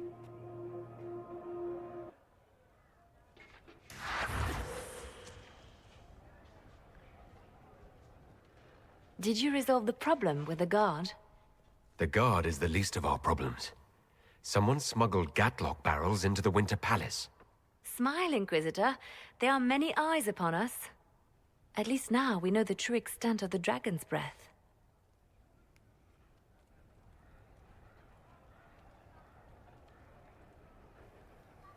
You think the dragon's breath is these Gatlock barrels? Of course, a surprise attack, even through the Illuvians, would have met fierce resistance. But if everyone at the Exalted Council died in an explosion, the South would be rudderless, vulnerable to attack. This is what Corypheus should have done after the explosion at the Temple of Sacred Ashes. An attack as swift and unstoppable as the breath of a dragon. How are you still smiling? Years of training as a bard, Inquisitor. We cannot show weakness now. Enemies could be watching, or we can let them seize idle conversation between two friends. The guard who confronted the servant said she found this note near one of the barrels. It looks like Kunari writing. Let me see. I picked some up from the Iron Bull, though I'm told my accent is atrocious. These are orders for positioning the Gatlock in the palace. When duty has been performed, report to the Vidasala through the mirror marked by a bookcase. I've been hoping to meet the esteemed Vidasala. How nice of her to invite us over. Good. While you do that, I will have agents locate the Gatlock barrels and remove them safely. I will also send word to my foreign contacts. We must see where else this dragon could strike.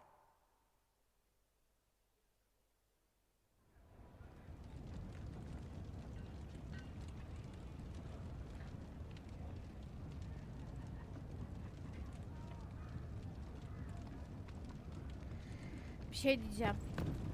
Yeter. Yeter. Yordu.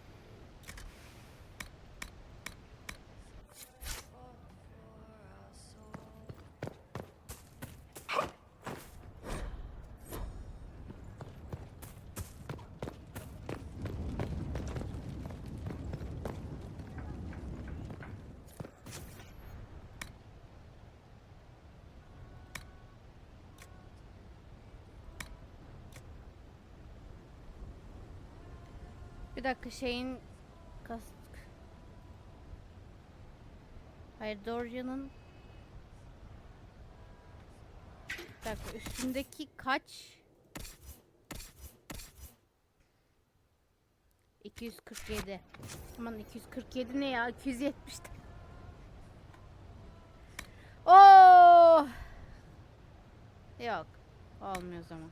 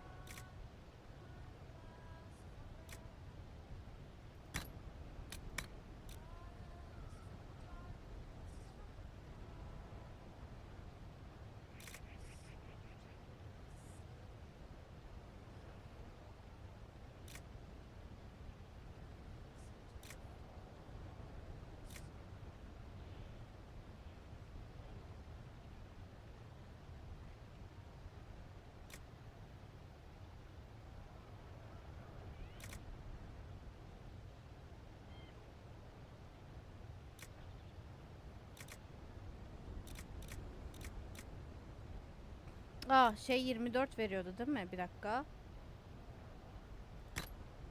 Renge bak ya.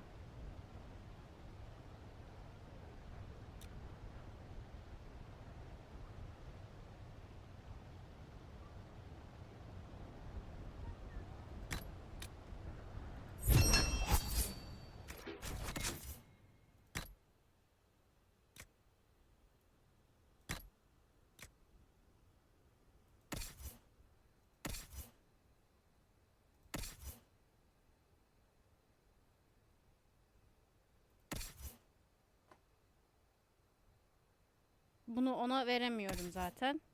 Al kol bunu sen al. Boşver kalsın.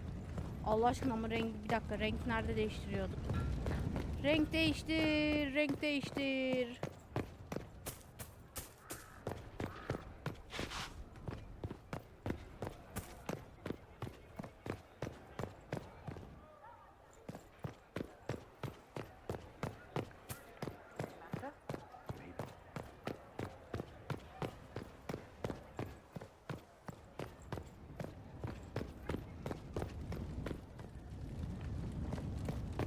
Ha zırh boya evet ha. Şu. Allah aşkına.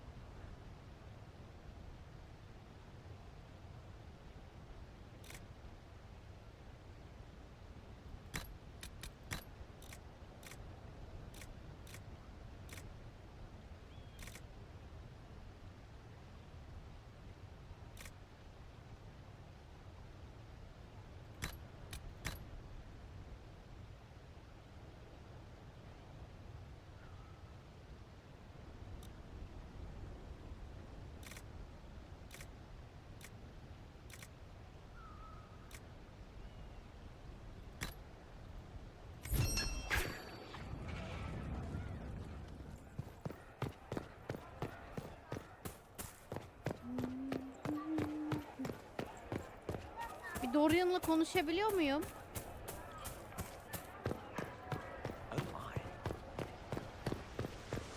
Dorian'la konuşayım ve konuyu kapat. Tabii Dorian buradaysa. Buradaymış. Oğlum hani kutlu konsey yapılırken gidiyordum.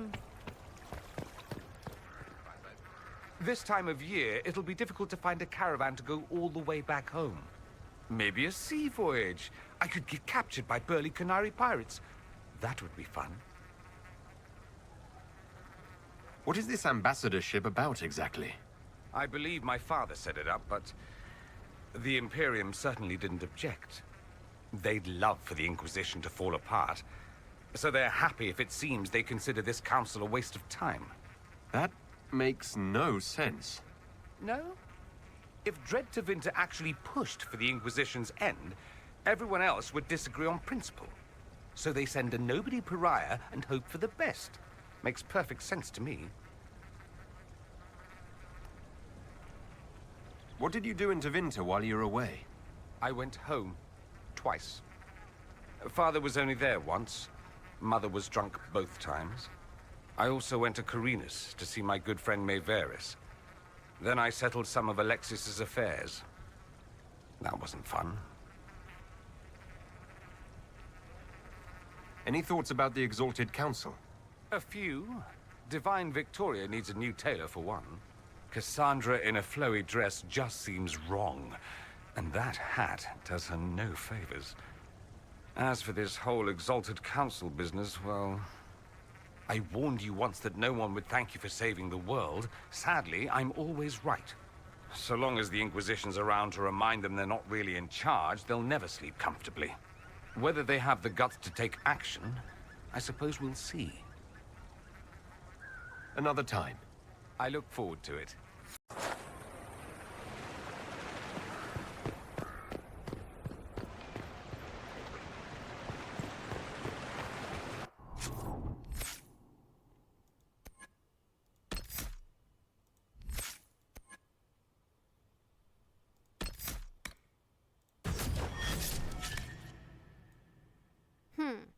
Mesela bir dakika. Şu 5'i şöyle koysam, bunu böyle koysam. Bunu at mesela. Bunu koy yerine. Şimdi daha hızlı doluyor ya.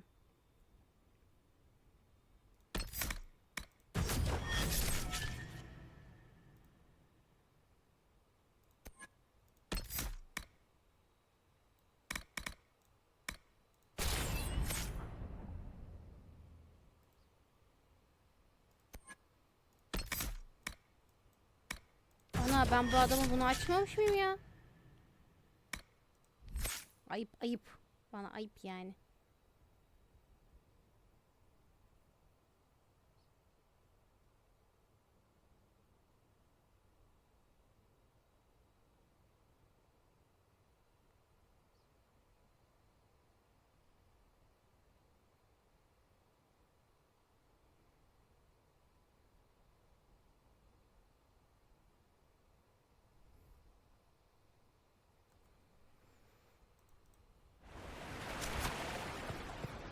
Any doubt that this council was necessary?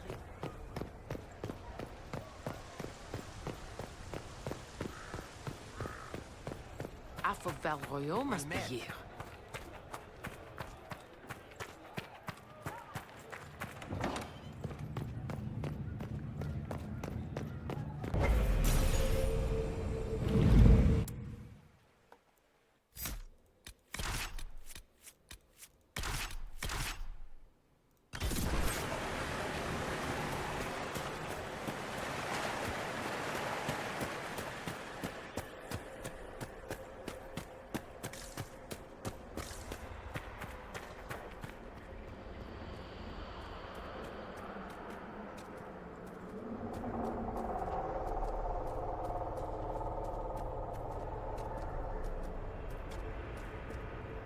What's this?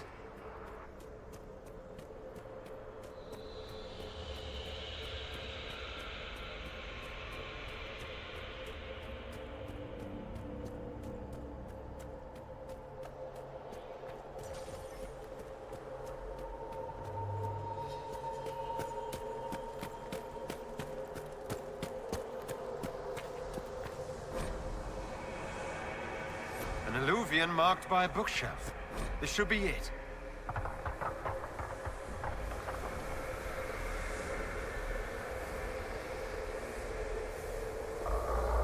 Niye aşağı inmediyse? Let us get answers from this Vidasala.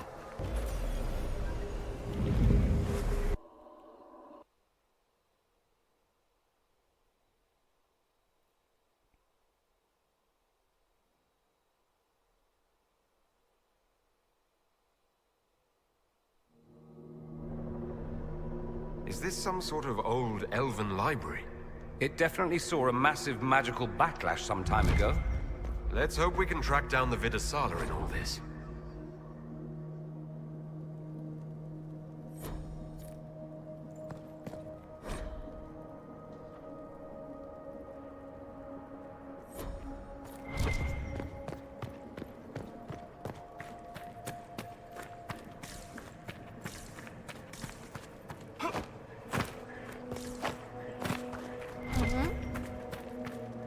Silahta değişiklik yap.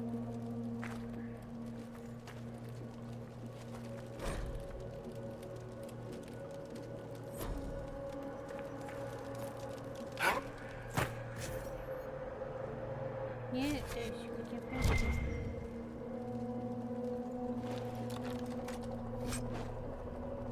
Oo, şimdi anladım. Dur bakayım. Seç.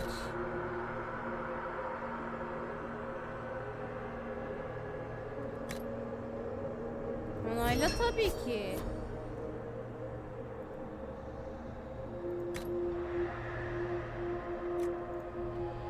Yok.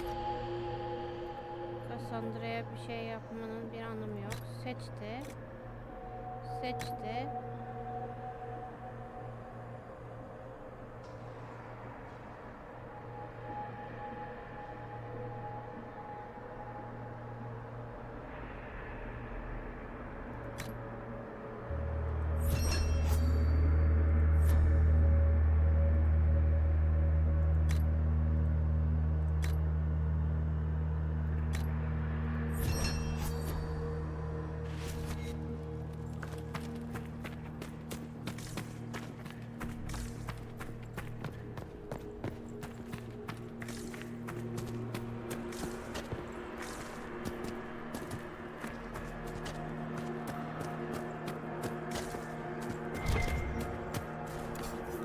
Al. What?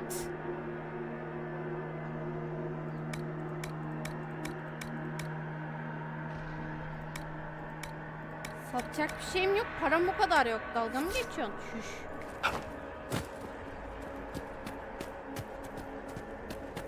Andaran Atishan, Methadra Elven. More ancient elven.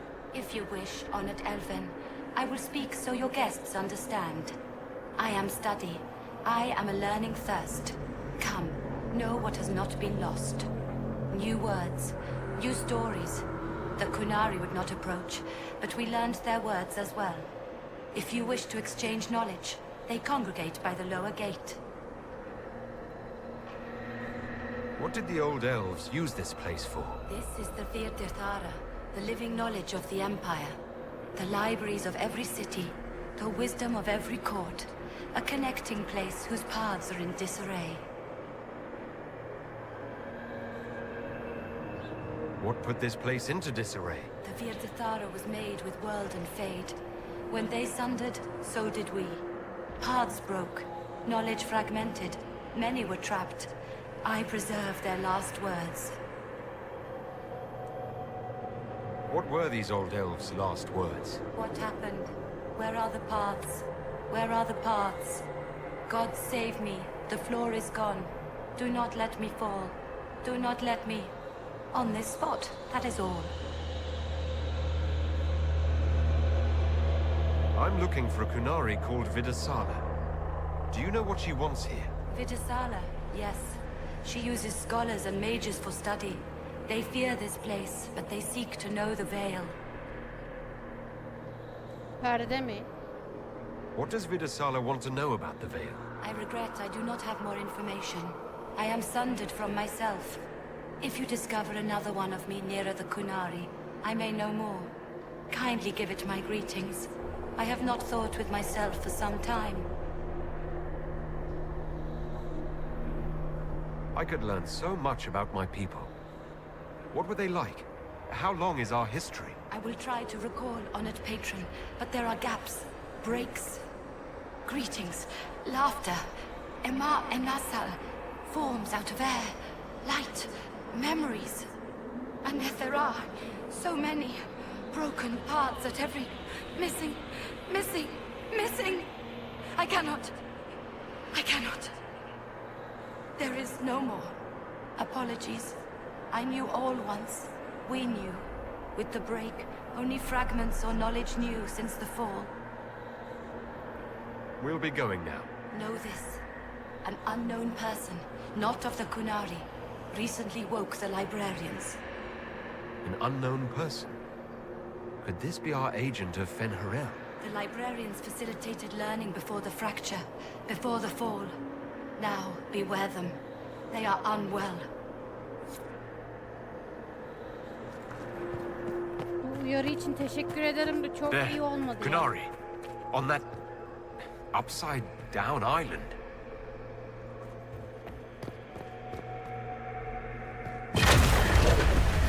Lan! I've heard some of the steps. Let's look Black around for Hole da more. gidiyordu. The inverted alluvion must lead to the Kunari.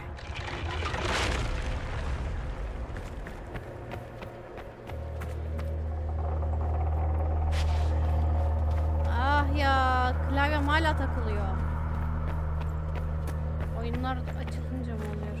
Neyse. Şimdi bıraktım, kendi gidiyor. Ha ha ha ha ha ha ha ha. Geç klavye. Bir dakika. Vitale, korkma anneciğim. Korkma aşkım.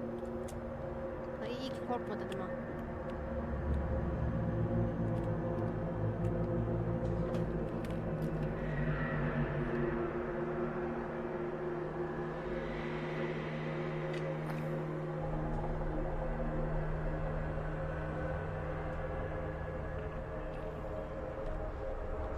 Çok özür dilerim, bir saniye.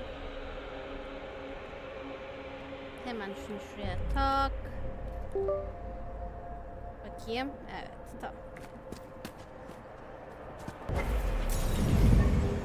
Oynayamam öyle.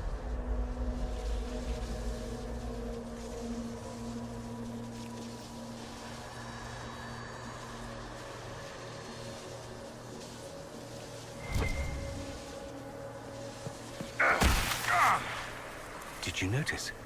Your anchor is flaring up near magic. Elven magic. What does that mean? I'm not sure. Tell us if it gets worse.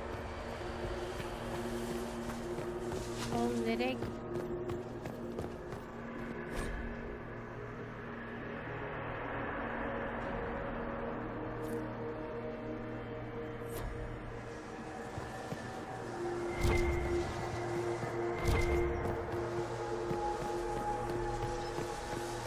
Şuradan geldim. Buna mı gideceğim? Gir bakalım.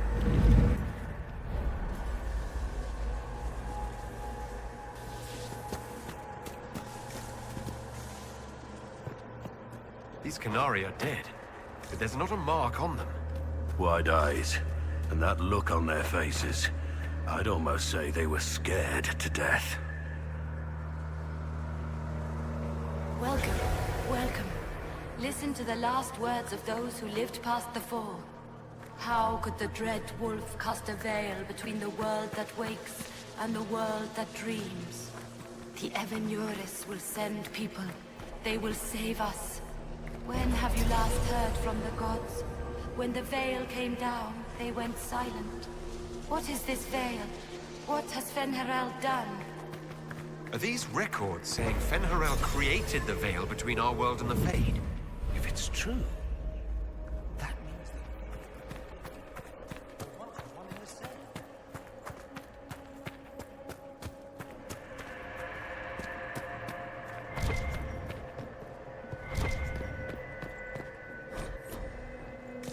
This looks like technical notes. What did the Kunari come here to learn? I recognize some tam bir formulas. şerefsizsin, The Kunari are trying to salak. prove theoretical magic of some kind. Bir dakika, şuraya. Hayır lan, yere. Yere.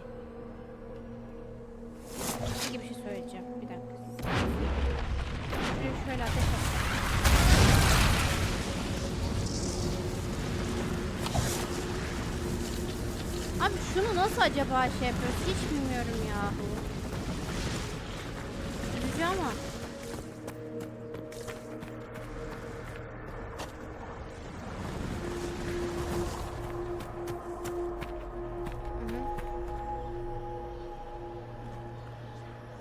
Buradan da geçemiyoruz.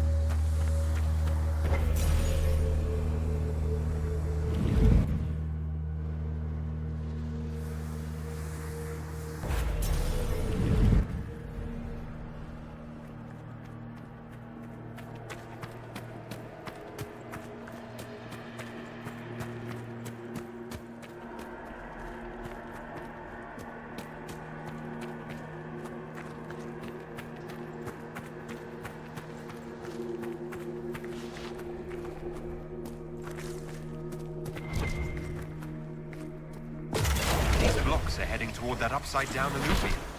Why are these stairs going where we want them to? It's a place of learning. Maybe this Vir Dathara is helping us find what we need.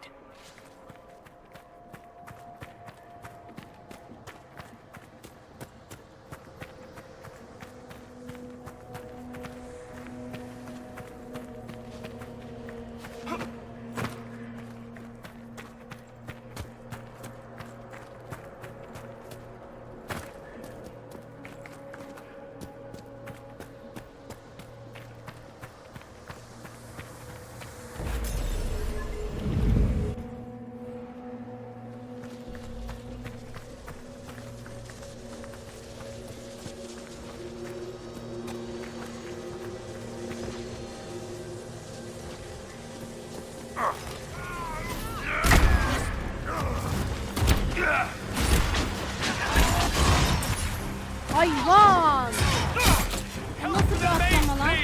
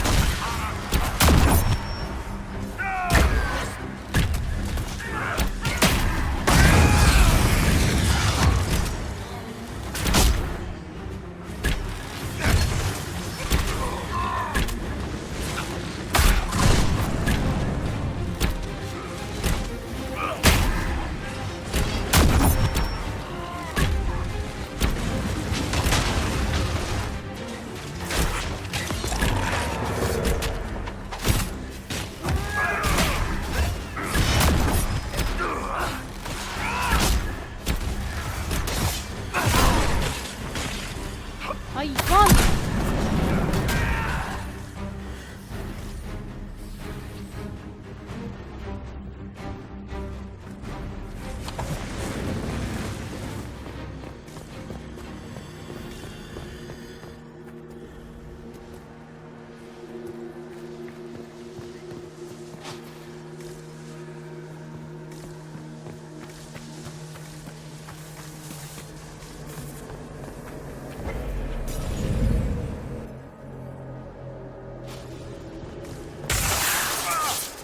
Inquisitor, we must look at your hand. The pain stopped.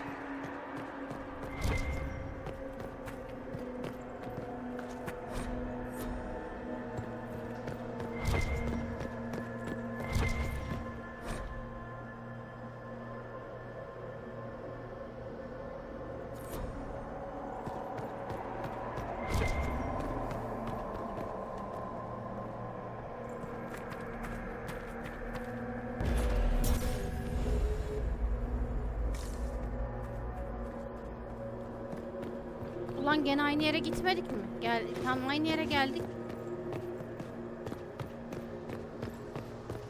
Allah Allah.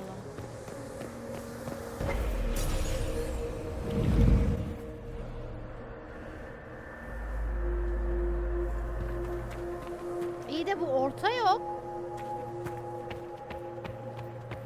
Yahu. Vallahi söveceğim şimdi ya. Baga bak.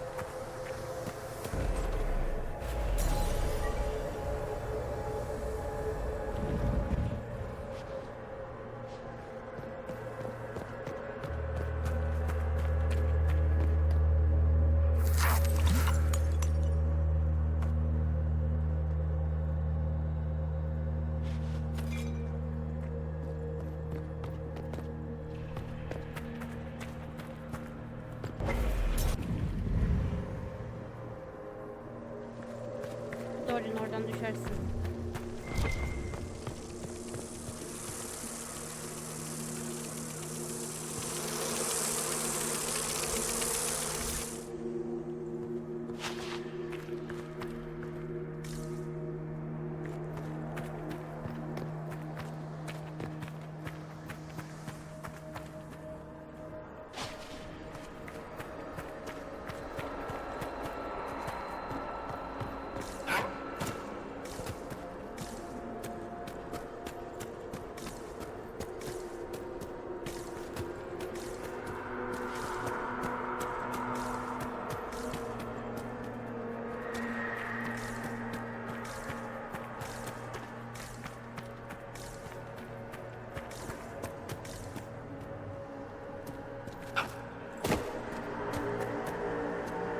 Aa, burada biri var lan.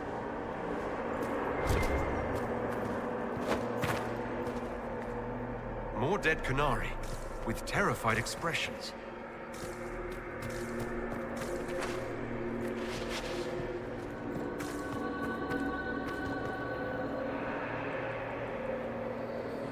Welcome, and listen to the last words of those who walked this place.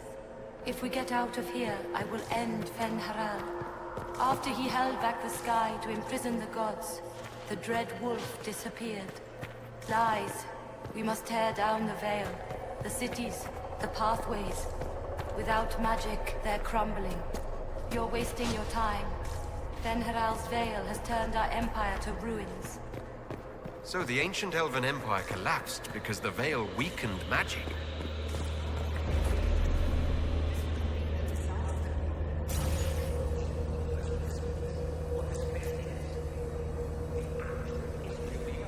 Could change everything.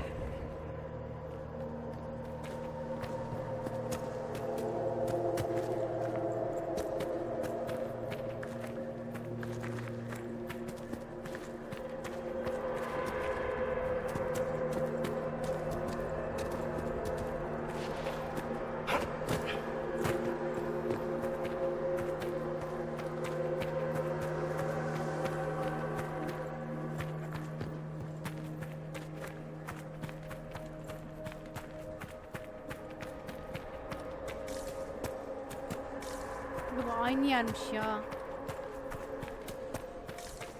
Biz buraya geldik. Ha, o aynadan geçmedi.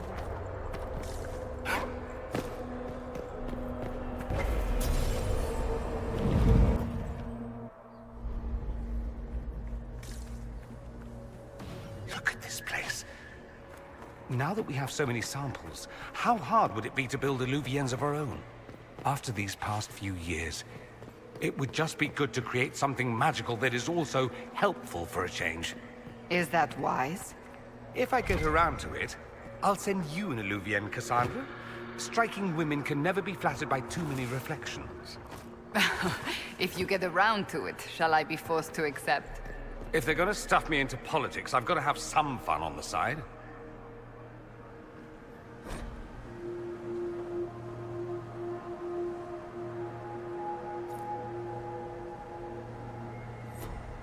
Oğlum bir şey söyleyeceğim. Güzele bakmak sevaptır diyorsun. Beni niye almıyorsun lan?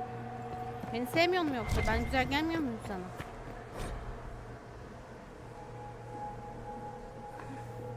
Önceliğim ben olmam gerekmiyor mu?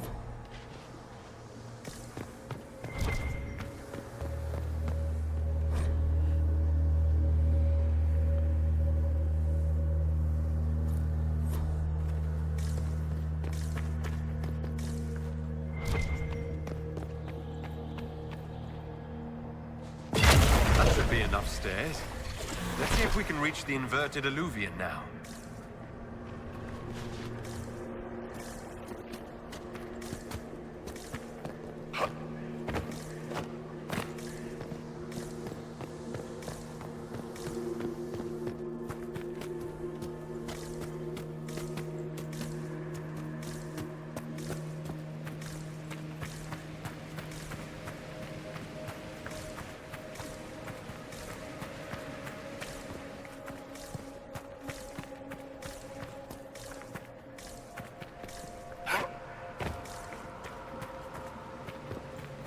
Geldiğimiz yere geri dönüyoruz.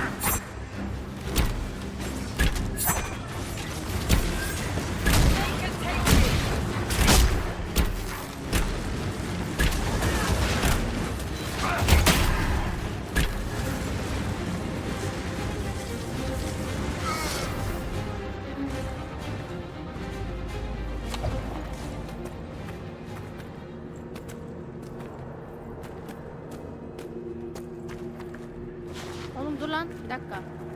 Ha, yukarı çıktık, aynadan girdik, tam aşağıdan çıkacağız.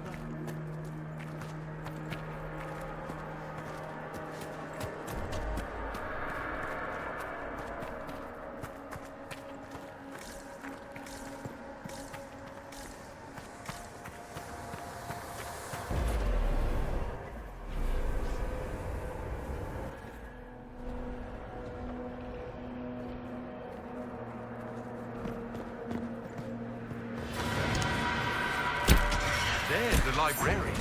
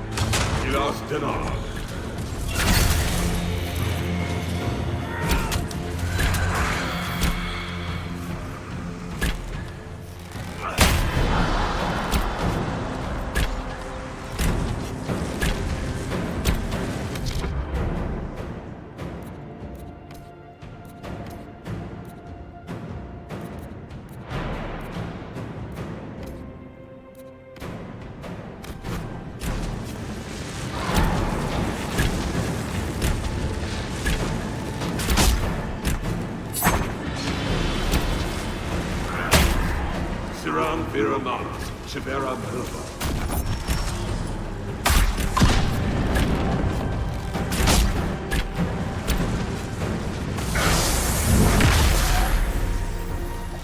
Aa, kurtulmuyor musun öyle?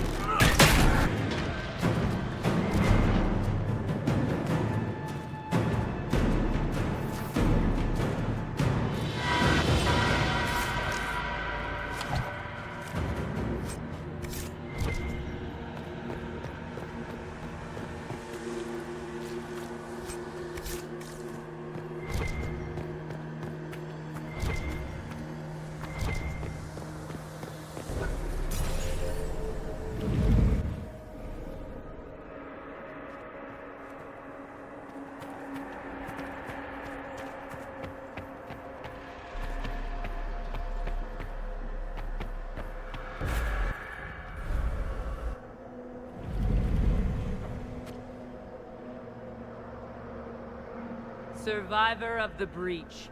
Herald of change. Hero of the South. The Vidasala, I presume. After fulfilling your purpose at the breach, it is astonishing to hear you still walked free among your people. Your duty is done, Inquisitor. It is time to end your magic.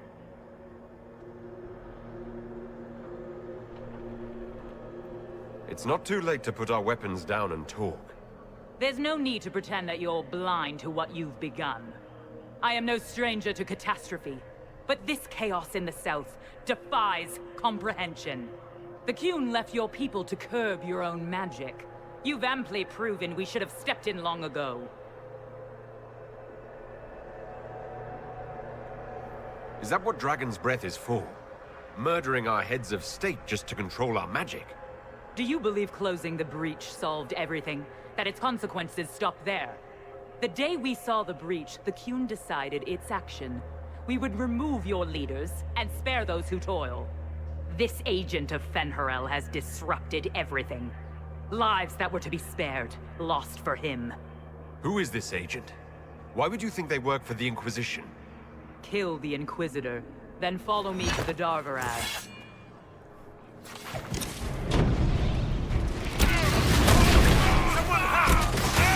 What? Oha! Oha ama.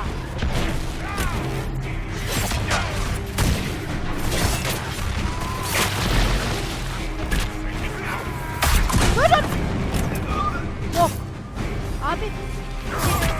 Ya çekil. Çekil. Çekil. Ya abi ya. Dalga mı geçiyorsunuz siz? Bir dakika, bekle.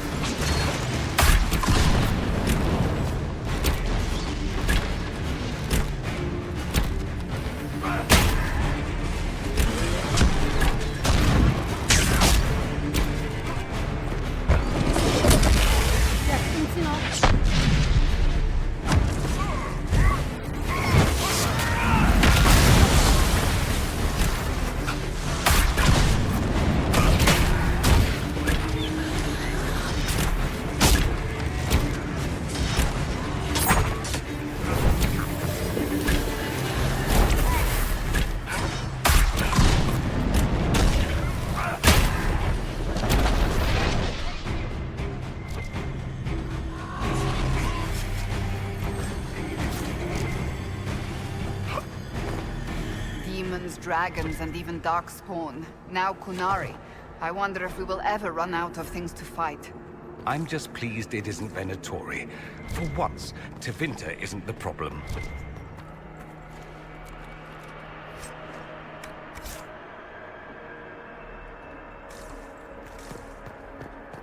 Hayır arkadaş. Olayı bilmeden suçlanıyoruz. Ne olduğunu bile anlamadan yargılanıyoruz. Ulan gerizekalı bir açıklama yap bari. Allah'ım ya Rabbim ya. Hani bir şey söyle ya. Şu de ya. Yok. Neden desin ki? These are Vidasala's papers. She brought mages here to research strengthening the Veil. It explains why the Kunari thought it was worth camping here. Patlamıyor mu lan? Yok. Olmadı. Bir dakika. Toparlan. Toparlan. Toparlan.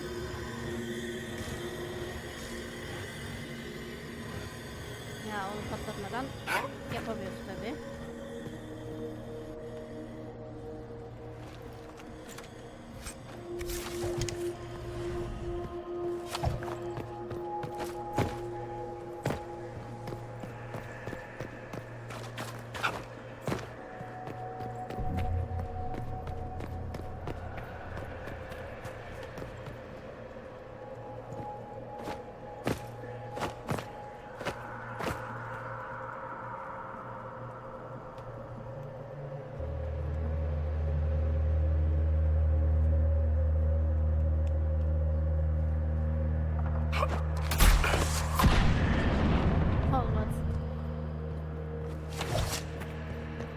Ben atlar diye düşündüydüm. Çekil oradan. Ay.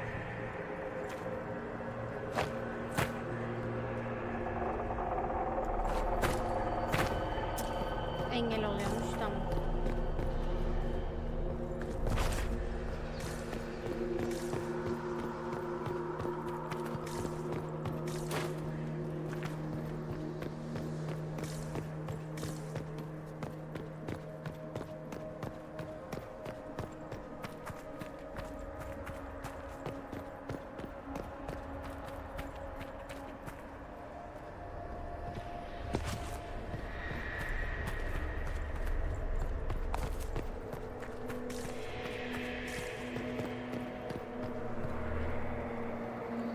Visitors, patrons, welcome. The halls are open. Can you tell me where a Kunari called the Vidasala went? Yes, we heard much. Although she fooled herself into thinking we could not hear. Take a keystone to the Davarad. I will join you there soon and take stock of our remaining Gatlock powder. I found a keystone with one of the Kunari. Yes, and you need words for their key. Maras Nira. It glows. It will open the way to the Davarad. May you find what you seek. In coming here, you strengthen the bonds. I can now raise one, if you wish to go. You've been very helpful. Gil Dethan was what the Elven called me. One who guides seekers of knowledge true. I was connection. One city could read the records of another. One Elven feel the memories of another. When the veil fell upon us, I marked the end of all they knew. We've got to Farewell, patrons. Would that I could have greeted you whole. Ruhların imza günü de mi oluyormuş? Vay be. You know, when I traveled alone, I'd fight bandits, some drunk chevaliers. Nothing out the ordinary. Back with the Inquisition, and a moment later we're battling secret Canary assassins in a dream library. Any regrets, Renier? I wouldn't have missed this for anything. Bir şey söyleyeceğim. Canımın ağzını sıçtım yine düşerek. Buralarda yok değil mi? Neyse tamam. Yapacak bir şey yok. Şöyle yapalım.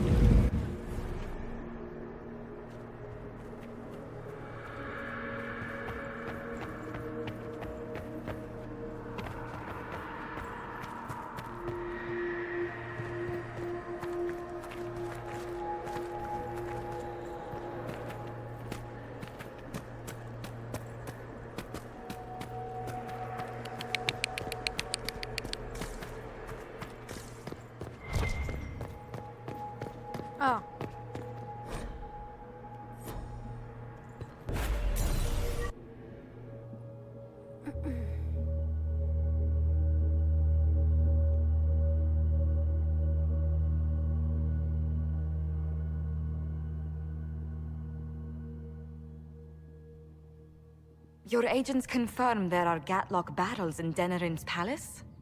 Yes, and in Val Royeaux and across the Free Marches. The Winter Palace is not the only target. The Canari are one order from destroying every noble house in the known world. There is a bright side. Warning the ambassadors will remind them of the Inquisition's value. Not when the Inquisition is responsible for that threat.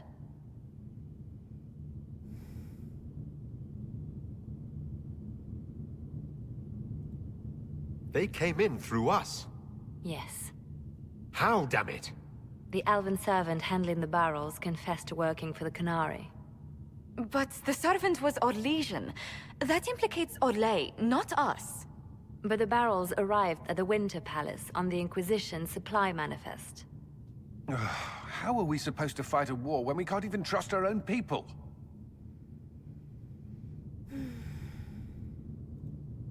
Do you know who got the barrels onto the Inquisition manifest? Yes, several of the Inquisition's elven workers have gone missing. I had their backgrounds checked. They joined the Inquisition after fleeing the chaos in Kirkwall. I remember when Kirkwall was at its worst. Many of the city's elves converted to the Qun, trying to find a better life. And the Canari turned them into spies. A few years ago, we railed at the Templars for becoming corrupt. We did the same to the Grey Wardens. Look at us now. I fought to protect the Inquisition in this exalted council. And for what? So we could deceive and threaten those we claimed to protect? Once we locate the spies... This isn't about the spies. You hid the Canari body. You've all but seized control of the Winter Palace. We did what was right, not what was politically convenient. Do you know what this has cost us with Orlais and Ferelden? They are planning to dismantle us as we speak. And perhaps they are right.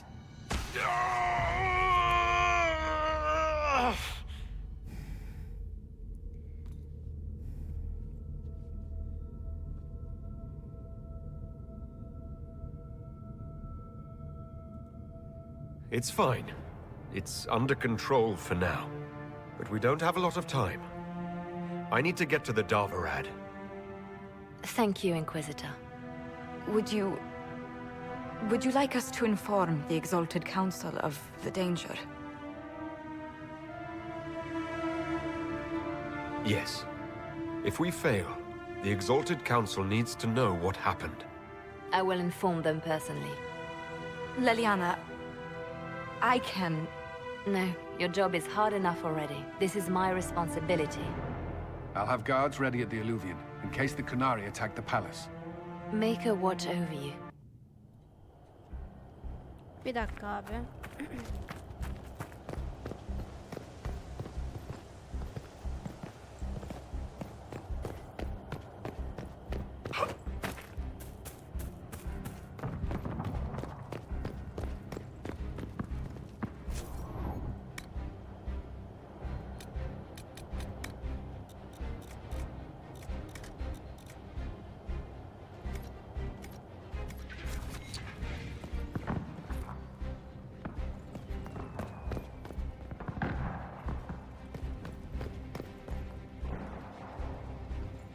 Yapabileceğim bir şey de yok ki yani burada.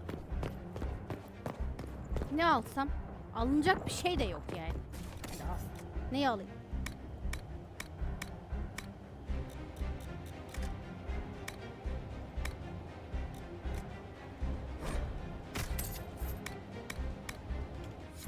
Good day.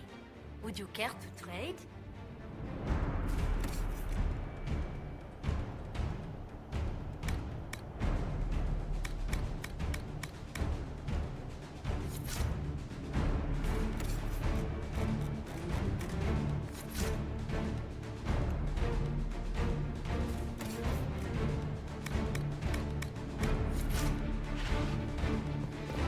Neyse en iyi halimdeyim zaten. Daha ne yapabilirim ki bir şey yapalım.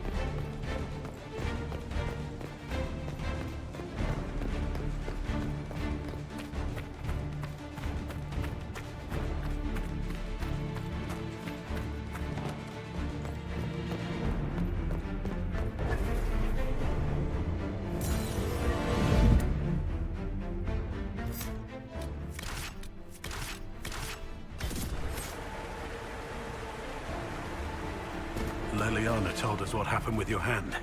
Why didn't you say something? I could have... I don't know, something. Whatever happens, I wouldn't trade the years we've had together for anything. I love you. I knew you would break my heart, you bloody bastard. One more fight, then. Let's finish this. Thank you. All of... Ay Cassandra, senin konuşmana izin veremedim. Kusura bakma, konuşacağını hiç düşünmemiştim. Kıyamam ya.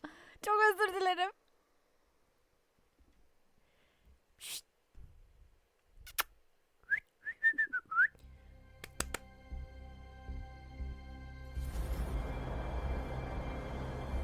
So this is the Davarad. Look at this. It's an Alluvian graveyard. Where did the Kunari get all these? How long have they been studying Alluvians? The sooner we stop this invasion plan, the better. Oha, aynalara bak, çüş.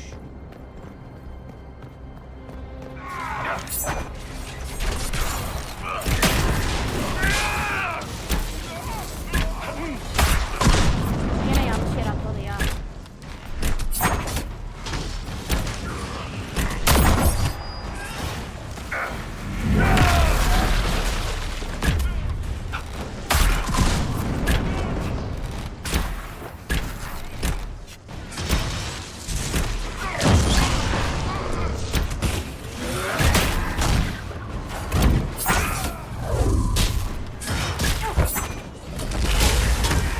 Kaç, geri kaç.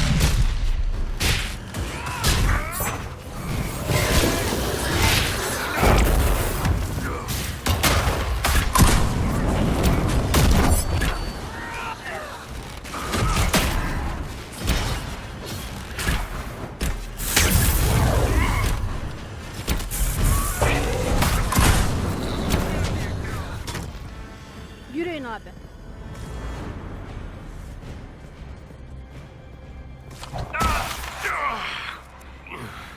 Are you all right? We should hurry. Here they come!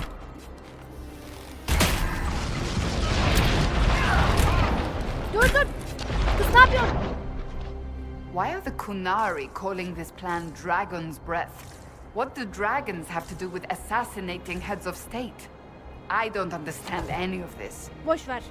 Ben de anlamadım ama bunlar bize bir şey demeden, hani ne, tilki daha küsmüş, dağın haberi yok misali. Patrolling guards. We need to deal with them as quickly as possible. Gel lan buraya.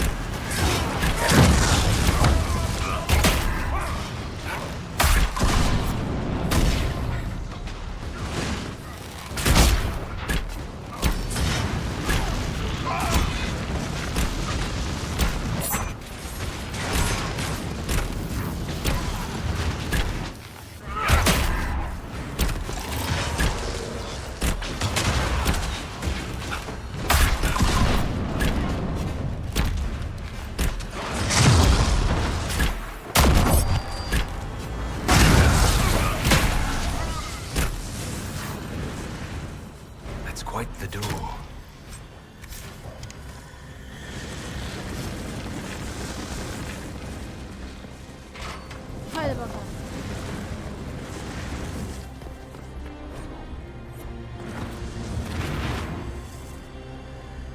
Cassandra çekilir misin oradan bebeğim?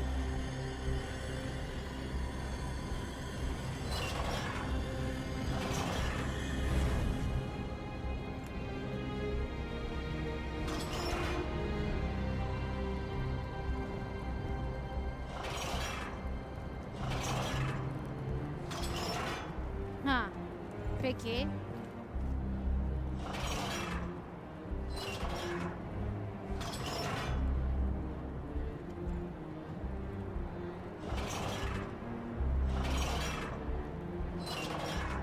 It's open. Let's go. Bir dakika şuraya bir bakmadan gitmem ben ama. Belki bir şeyler vardır. Satıp bir şeyler alırız. Bir şeyler şey yaparız. Patlat buraya da.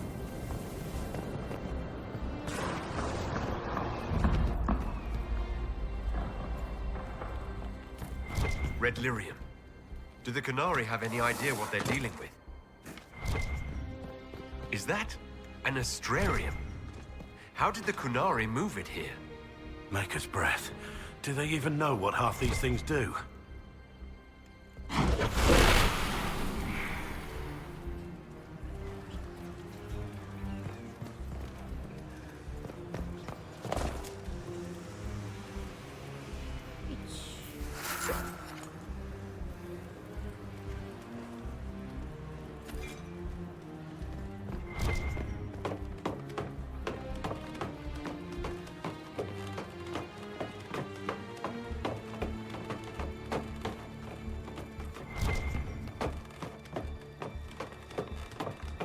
Aa orada şey varmış, not varmış. İptal edemediğim için bunu. Kumralı. Dorian çıkıyor mu?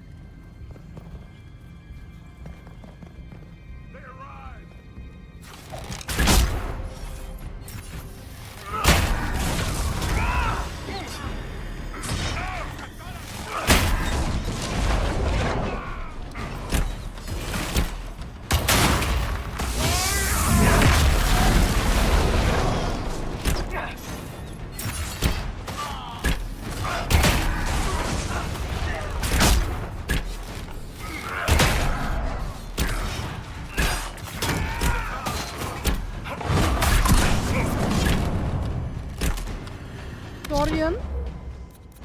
Adama saldırır mısın lütfen?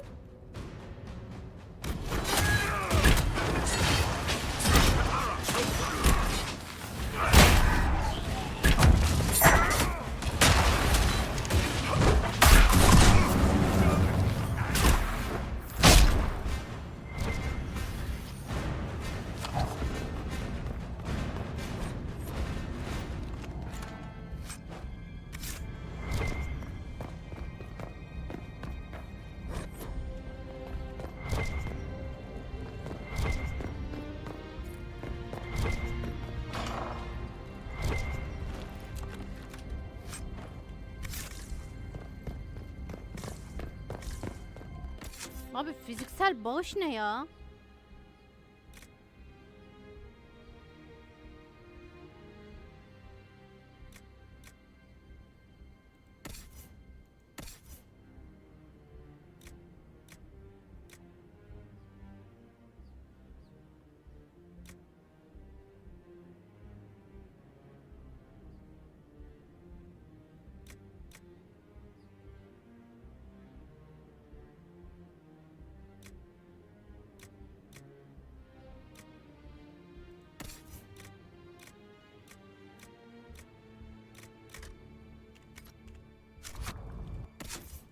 Silah olarak ne gelmiş ki elime?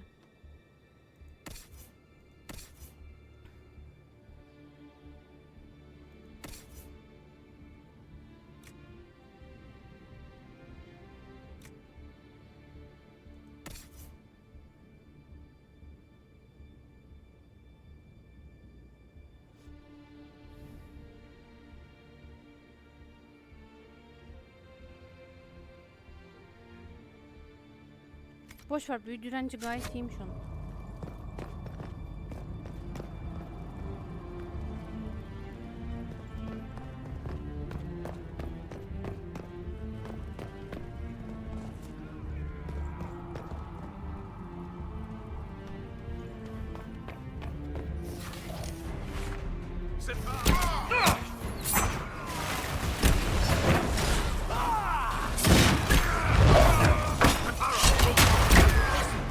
Allah kahretmesin ya. Her seferinde aynı bok olur mu ya? Abi o kadar aşağı atlama ya.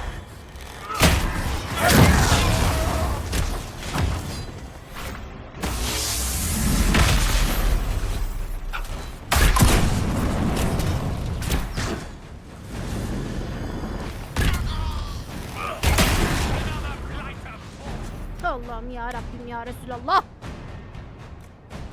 Ah.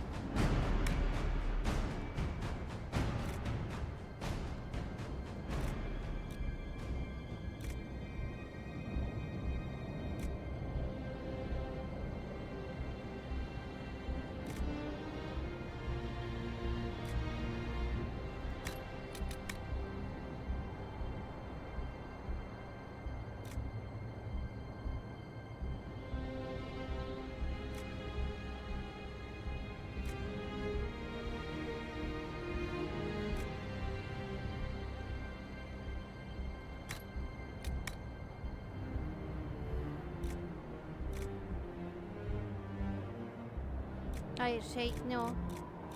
Ruh.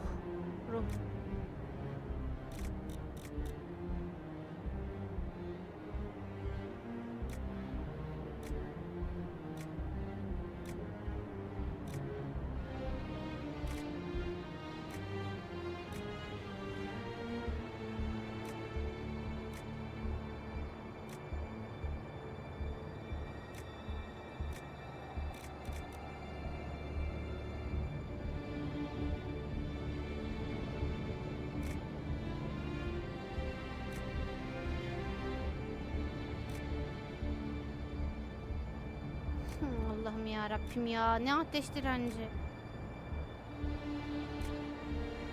Neyse tamam.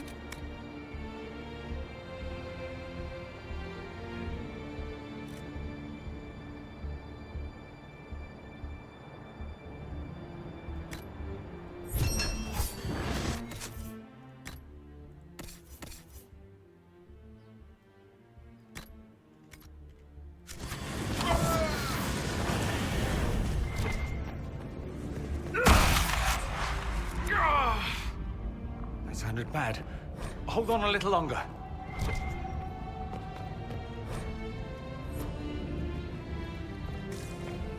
Merak etme, iyiyim. Sıkıntı yok. Halledeceğim.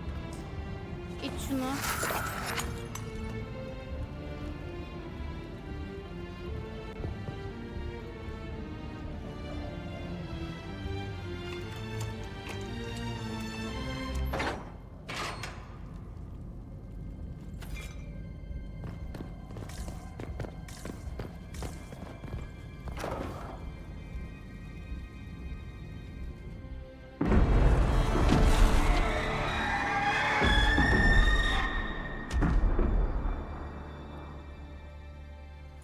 Dragon's breath is an actual dragon. Tethar! Bars! Inquisition! Nira Tasia Sara! Miraba Sadim Kata! Hisrad, we need you! Videk Katas!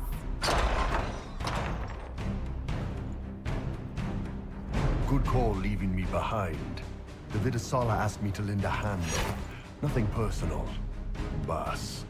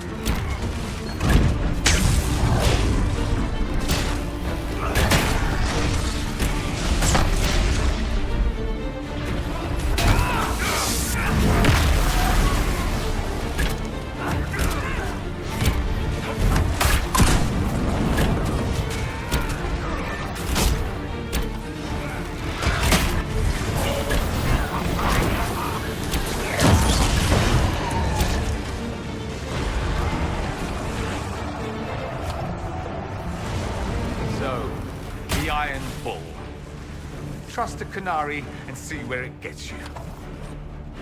He was honest with you from the start. I'll give him that much. I should have known. It was my duty to have known. Bishantika fast. Come on, let's move. Allah kahretsin seni.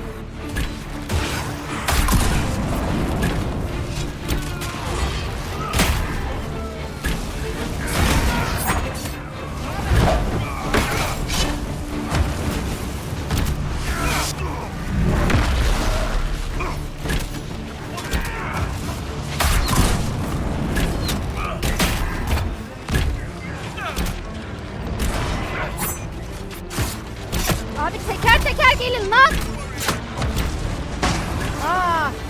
Başlayacağım şimdi ama.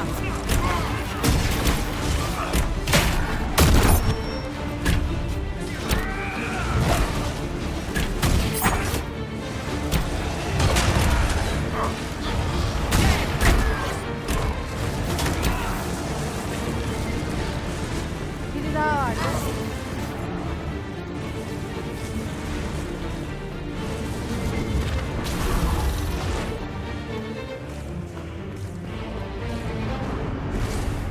Aynen abi. Ne? Öten mi? Ha.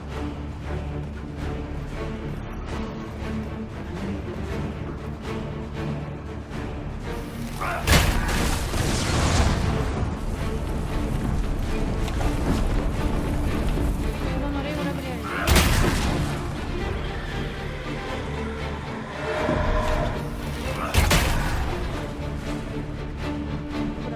Tamam, siktir. Boş ver. Çok önemli değil.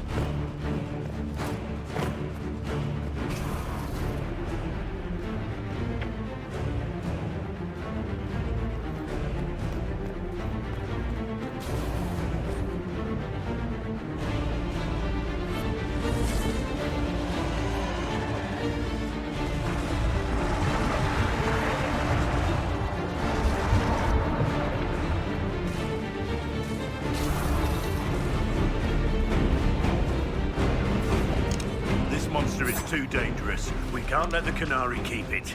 Her captors have already mutilated her. It seems needlessly cruel to kill her.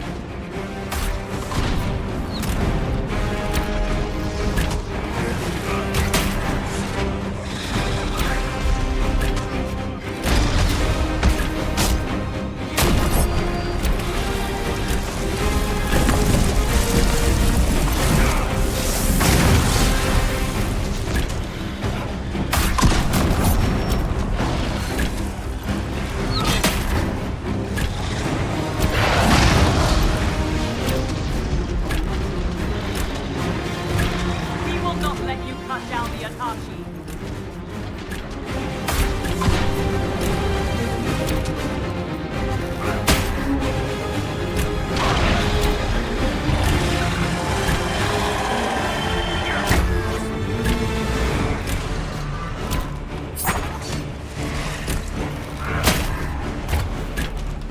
Atashi Itwa, Terasam!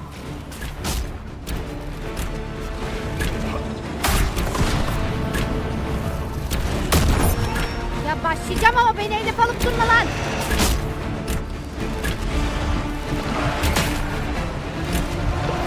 Plan yendi.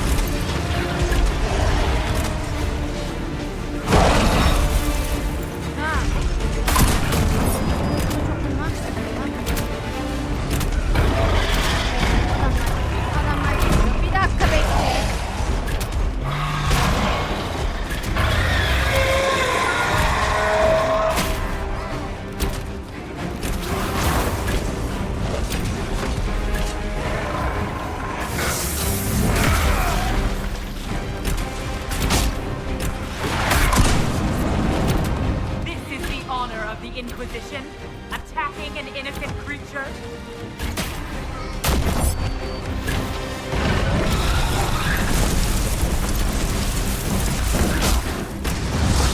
Bana bak, sömürüsü yapma.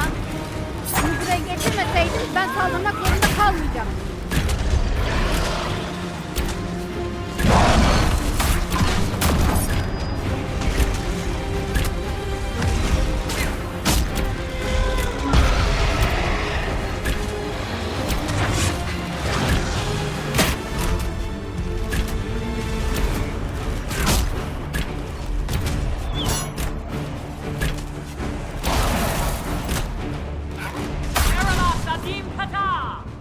Gelin abi. Ortanızda şunu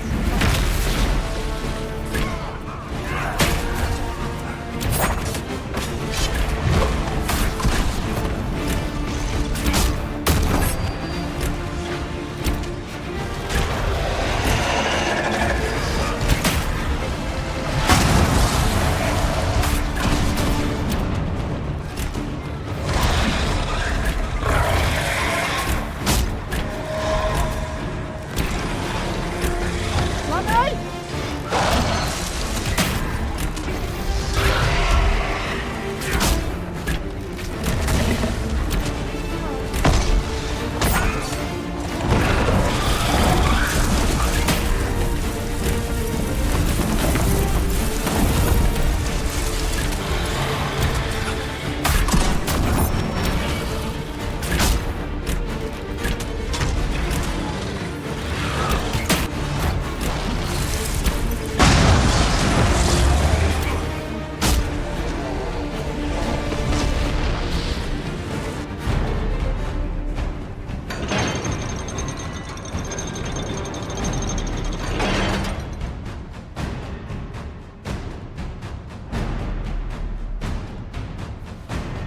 Ashara!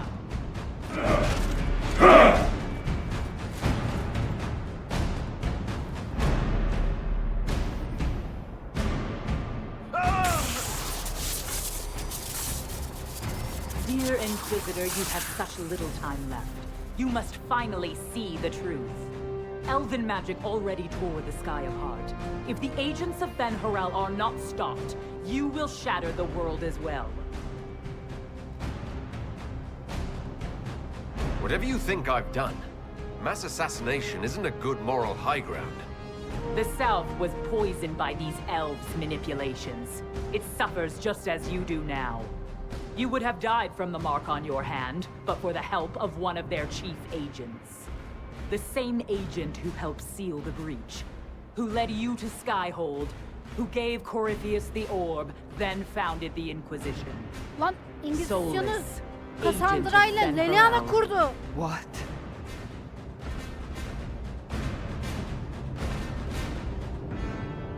Whatever Solus is involved in, I am nobody's puppet. Even now, you refuse to see the strings. Solus tricked us all. He pushed a dying Canary into the Winter Palace to lure you into opposing us. Without him, we could have brought the South peace and wisdom along the gentle path.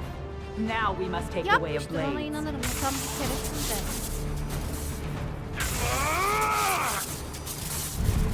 Hanahaden, Inquisitor.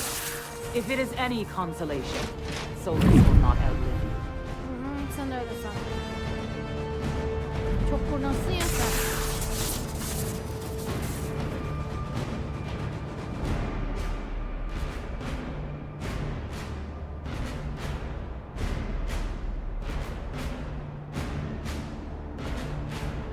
Vidasala's not killing Solus. I'm killing Solus. Come on.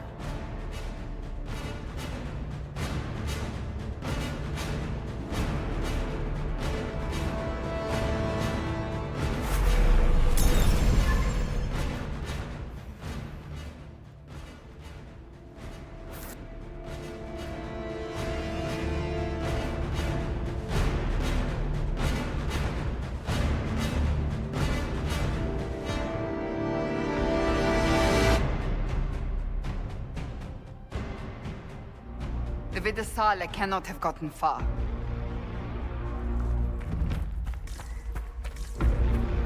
Solus falan sevdim. tane eksikmiş oldu. Can şeyimiz fazla.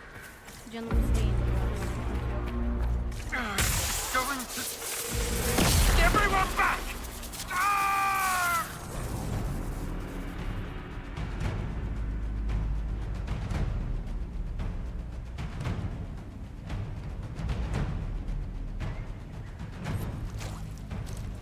If it keeps up like this, it will kill you.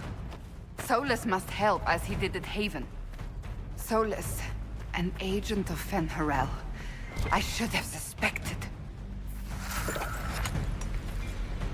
Neferi değil, kendisi gerizekalı. That must be where Solus is.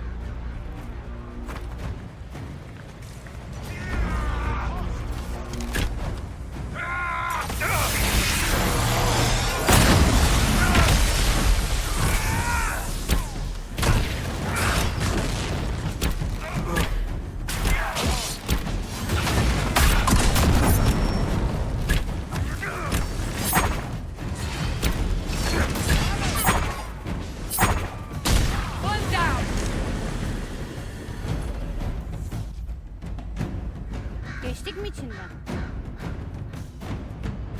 Cerebus, Rethrol, Shokra!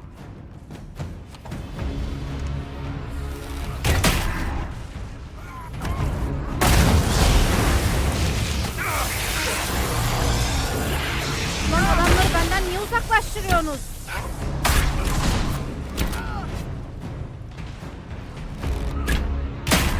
Bana Ulan gerizekalı, ulan gerizekalı. Baktığım adama atmıyorsun ya. Bunun böyle bir bok yapacağını biliyorum ben. Buna niye atmıyorsun ya? Ay, oyunun bu şeyleri beni deli ediyor. Böyle bakma olur. Gel lan buraya.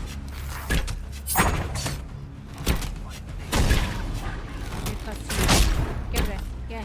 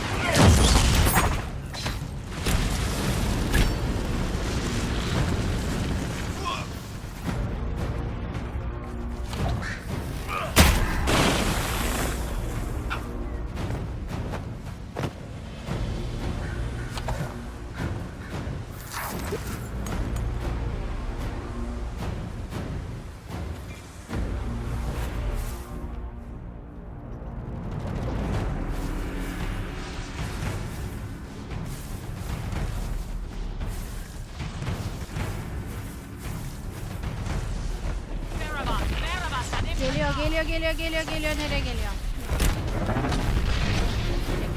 Nereye atlayacak o?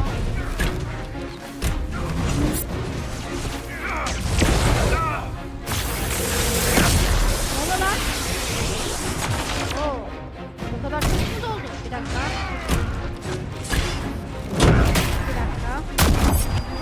Dolmasını bekliyordum zaten ya. Yediği kullanacak.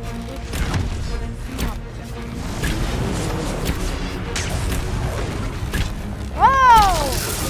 O ne lan? Hayvan. Dur. Bir dakika. Öldüm.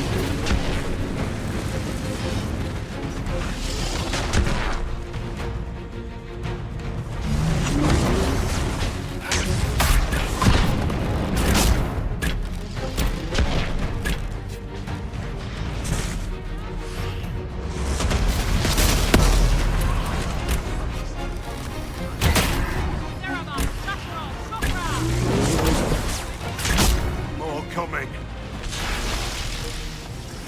Abi. Senin belanı var.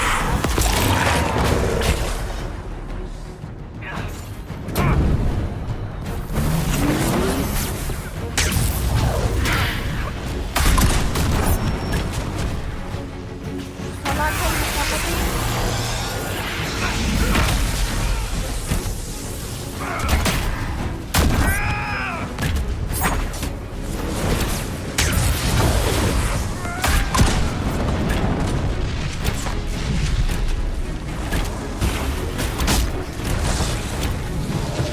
Kaçın oradan.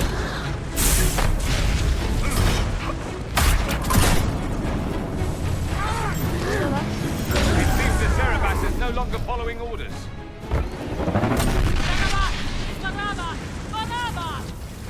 You will not leave here, Inquisitor. Anta, Ibrasha Kadim!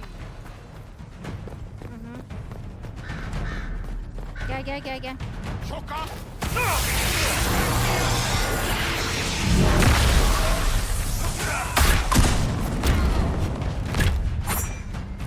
Oğlum buna bakıyorum. Niye başkasına?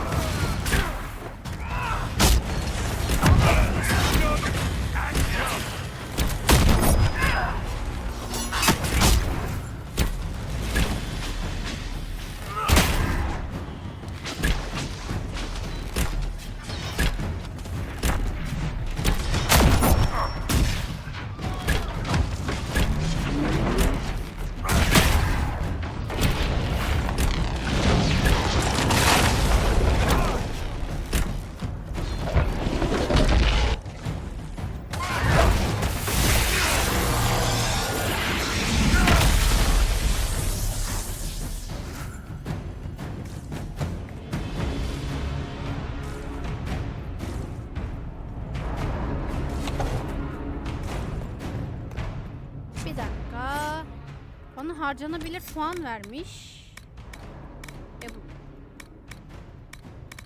Tamam.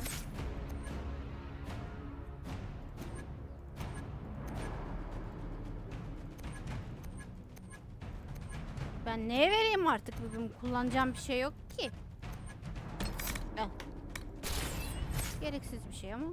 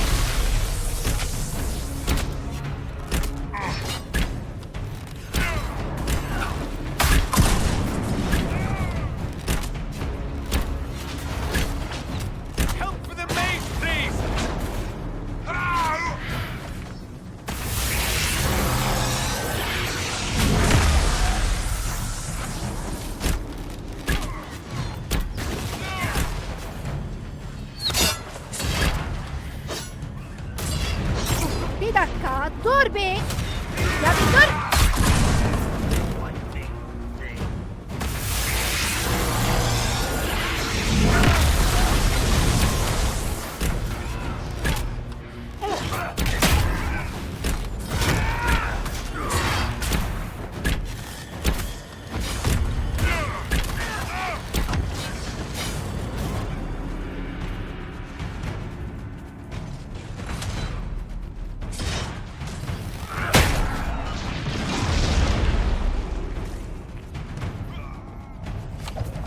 Girebiliyoruz mu? Ay giriyormuşuz. Pardon yanlış. One of the mirrors must lead out of here. Ne yaptık lan? Ya, aynı yere geliyormuş. Ha, yanlışlıkla yaptım onu. Oo! Kapatacağım şunu. Tamam.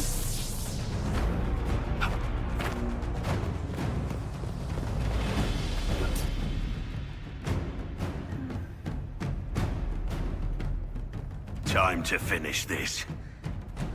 You are dead, Inquisitor. Your soul is dust. Hayvan.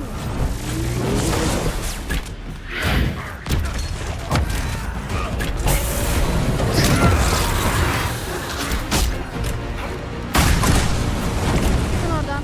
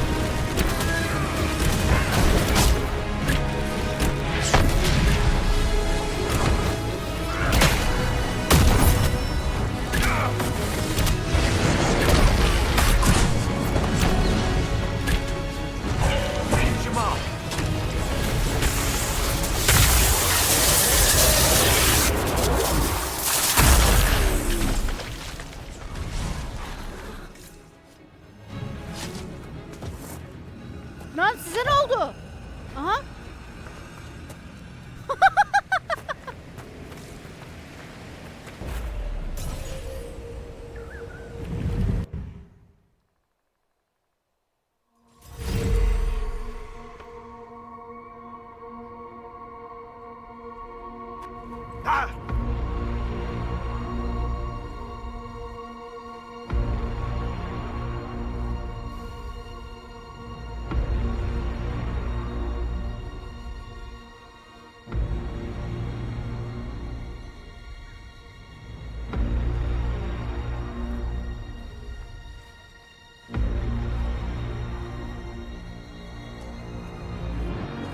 Ebesit kata, et toi ost.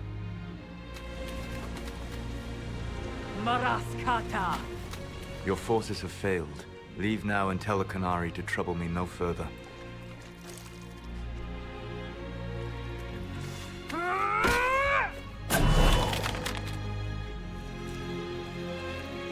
Solus.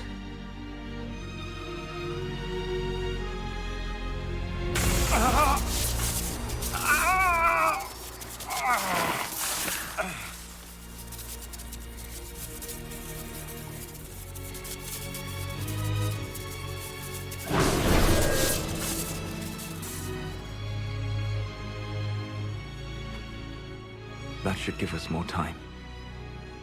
I suspect you have questions.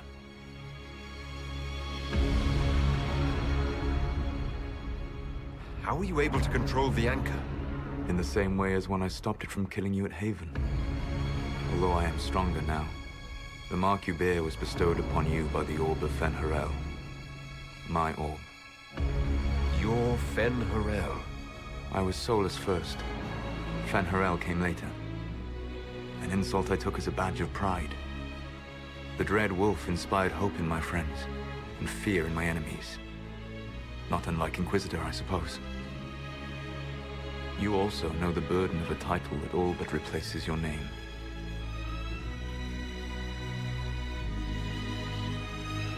Are you a fragment of what Fen-Harel once was? Like Mythal? No. This is all I have ever been. And the legends? I sought to set my people free from slavery to would-be gods. I broke the chains of all who wished to join me. The false gods called me Fen-Harel, and when they finally went too far, I formed the Veil and banished them forever. Thus I freed the Elven people, and in so doing, destroyed their world.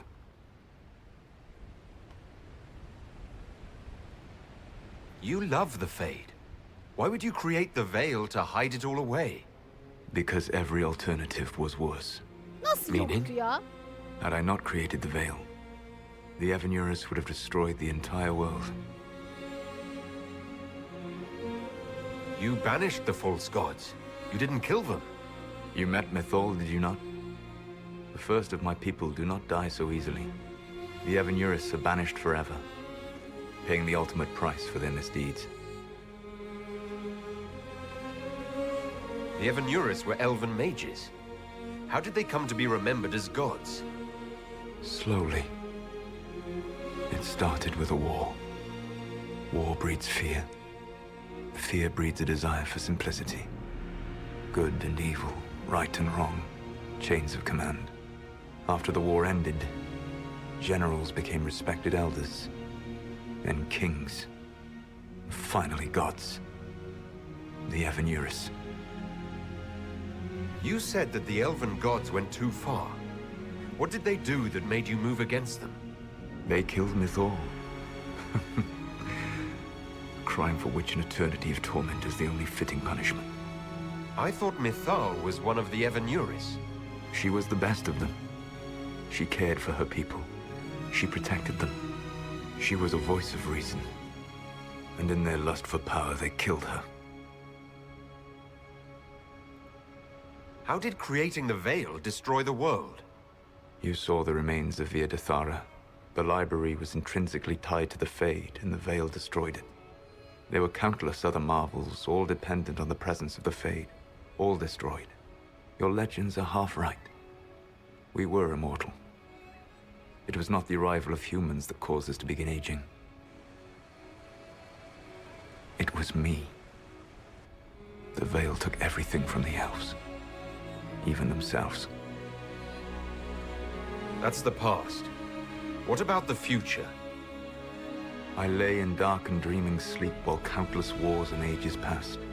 I woke still weak a year before I joined you. My people fell for what I did to strike the Evanurus down. But still, some hope remains for restoration. I will save the Elven people, even if it means this world must die.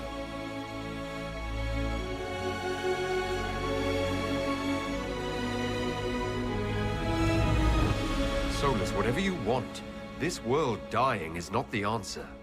Not a good answer, no. Sometimes terrible choices are all that remain.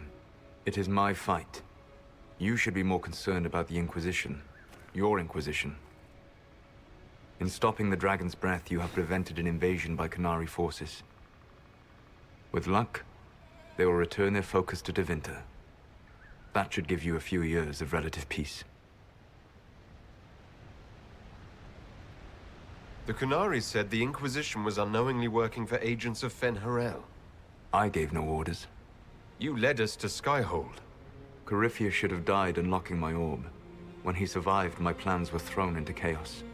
When you survived, I saw the Inquisition as the best hope this world had of stopping him. And you needed a home.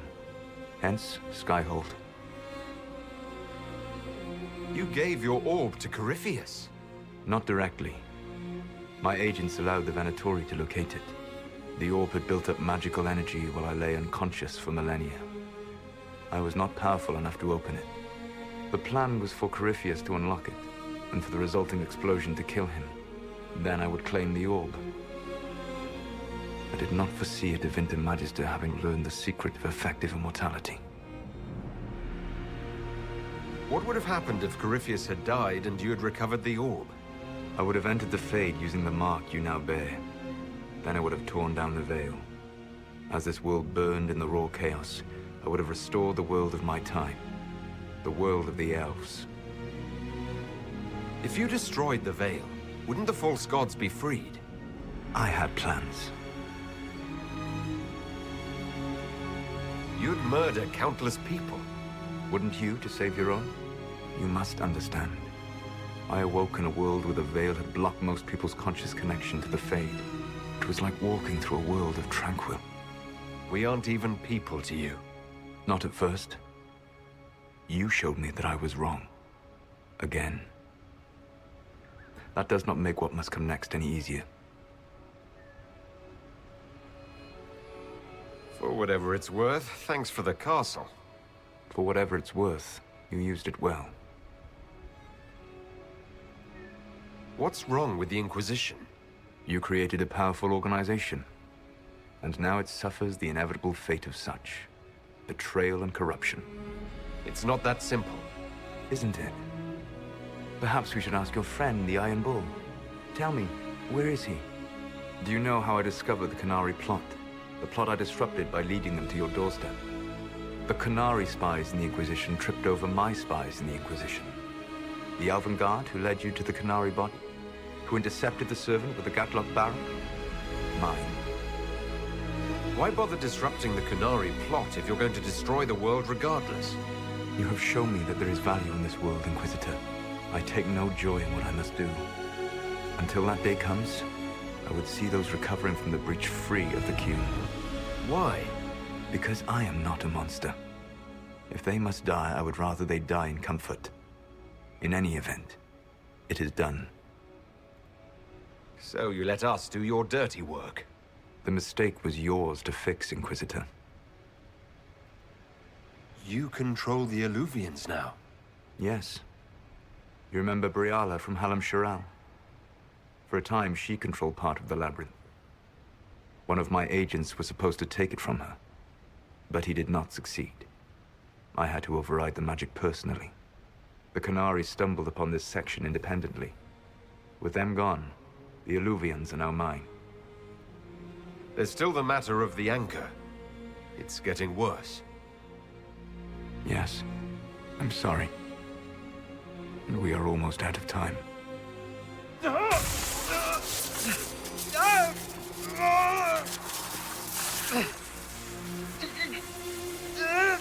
mark will eventually kill you. Drawing you here gave me the chance to save you. At least for now.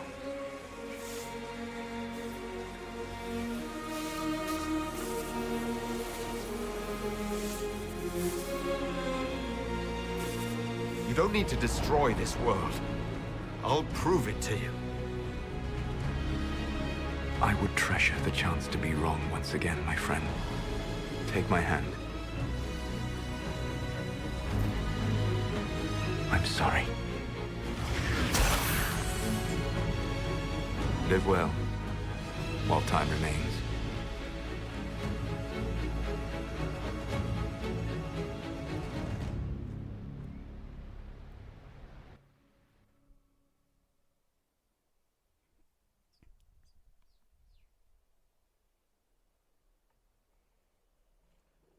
Bir dakika geliyorum.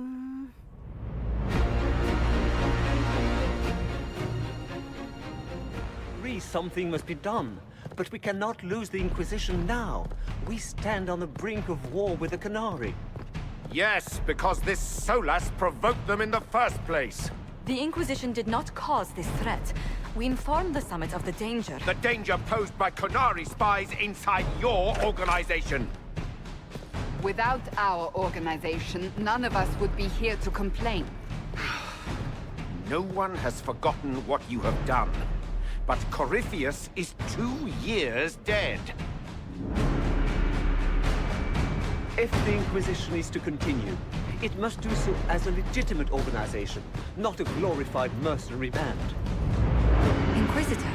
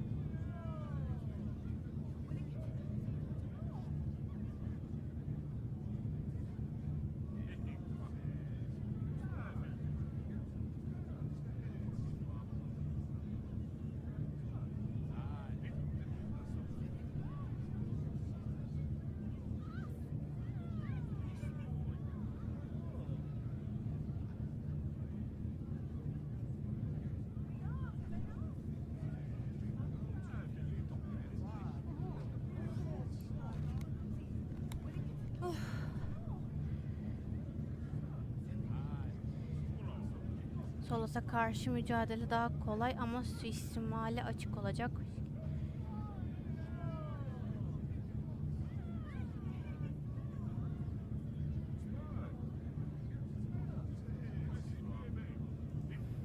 You all know what this is. A writ from Divine Justinia authorizing the formation of the Inquisition. We pledge to close the breach, find those responsible, and restore order, with or without anyone's approval. The Inquisition saved the people of Ferelden when you couldn't. We are not disbanding. And we are certainly not submitting to an emperor who only sits on his throne because we put him there. There's worse coming than anything you've yet seen, so we'll play nice. We'll bow. But not to you. The Inquisition will act as Divine Victoria's personal honor guard.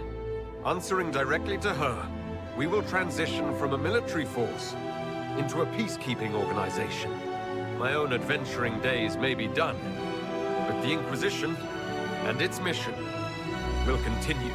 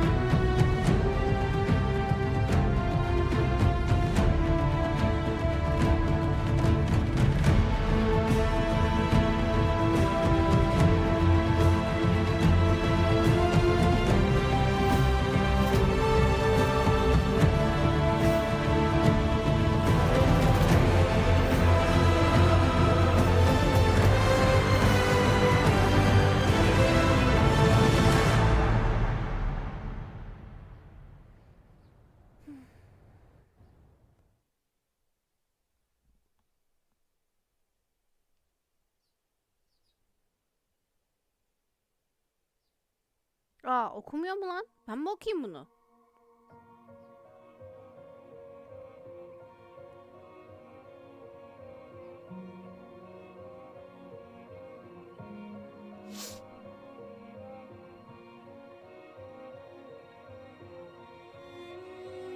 Hizmet edenlerin çoğu eve dönse de kalan kuvvet Ulve'nin planlarını tehlikeye atabilecek, kimseleri duraksatacak nitelikteydi.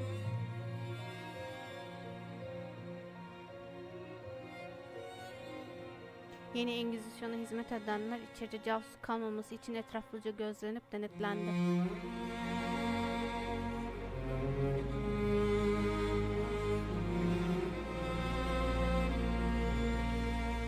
Ejder nefesinin başarısız olması sonucu hızlı bir zafer umudu kaybeden Kunariler yeniden kuzeye çekildi.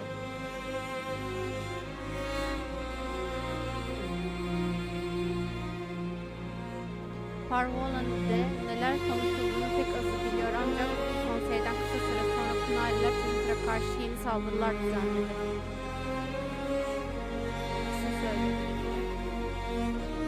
Saldırıları zaten zor günlerden geçen İmparatorluğu gafil avladı. Kısa süre sonra Tümüt'e tüm Teyras yayılmasından korkulan bir savaş patlak verdi.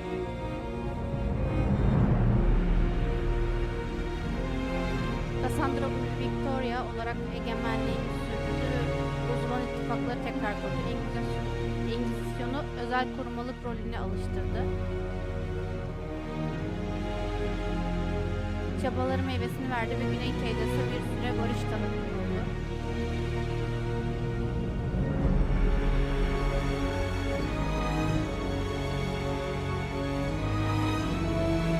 Cassandra Orlej'in kuzeyindeki avcı boynuz dağlarında da vakit geçirerek arayıcıların yeniden kurmaya uğraştı. Yeni arayıcılar bir süre için gözlerden uzak kaldı. Dünyevi konulara ilgi göstermeyip birlikleri dışında pek azlarının bildiği bir amaç uğruna çalıştılar. Vivian Büyücüler Dairesi'nin Yüce Efsuncu seçildiyse de göreve başlama töreni umudu kadar coşkulu olmadı.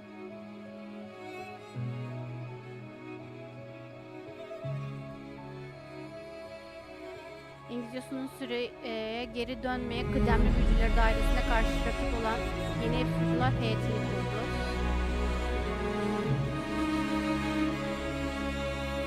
İki kuruluş kırılgan bir barış içinde yaşamaya ve güç içinde rekabete başladı. Dikkatimi dağıtıyorsun bir tane.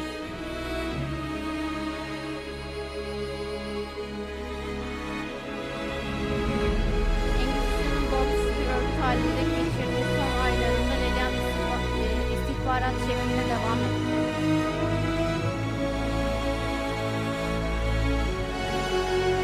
Bu sırada birçok sorumluluğunu Carter, Profesör ve Harding Bey'in güvenilir casuslarıyla paylaştı.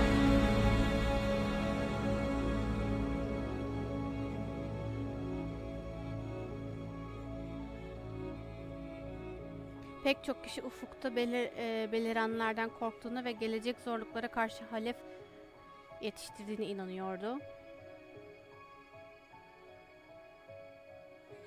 Engizisyon'la bağı zaten pek kuvvetli olmayan Sera, arkadaşlar ve borçlardan örülü çetrefilli ağına karışıp gitti.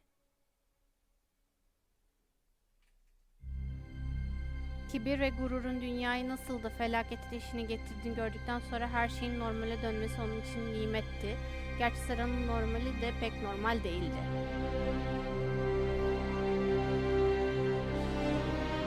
Arkadaşı bacaksız sık sık ziyaret etmeyi unutmadı elbette.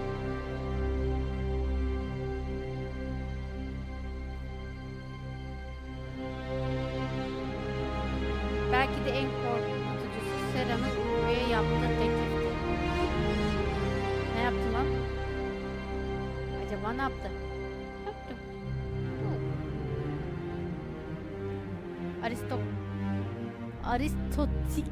Aristotikiler sağ ve sol veya sol kolunu sallamazsa orta parmağını göstersin diye kırmızı Jenny'i çağırır. Verik bir kontluğa soyundu ve arkadaşı halkın yardımıyla virane haldeki Colonel'ı yeniden seçerdi.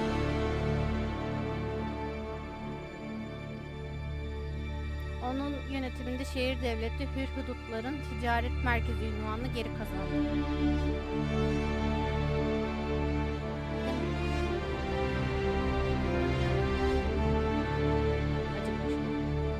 Tüccarlar Loncası ve Starkhaven Prensi'nin gönderdiği mektupları görmezden gelmeye devam etti.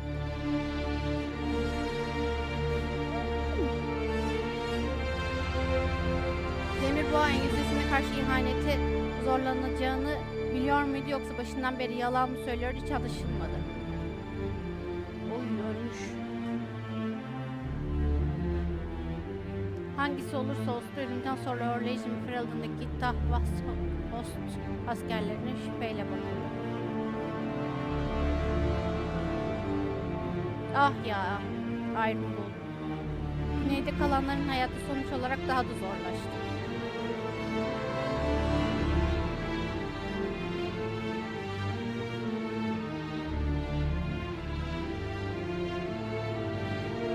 Inquisition'un barış gücü rolünün üstlenmesinin ardından kalın kuvvetlerine kumandanlık etmeyi sürdürdü.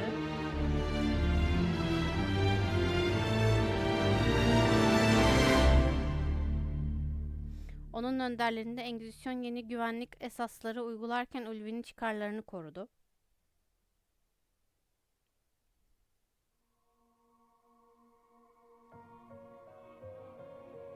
Kalın Rium'u bırakmak isteyenler dahil aklını Rium'a kaptırmış tapınakçılar için muhabbetin tedavi kapsamını da genişletti. Ah ya. Kuzeye kaos egemenliği sürdüğü ve Ulvi 4 bir yandan tehdit altında olduğu sürece kalın hizmete hazırdı. Eminim. Dorian babasının Üstadlar Senatosu'ndaki koltuğunu devralmak için Twinter'a döndü.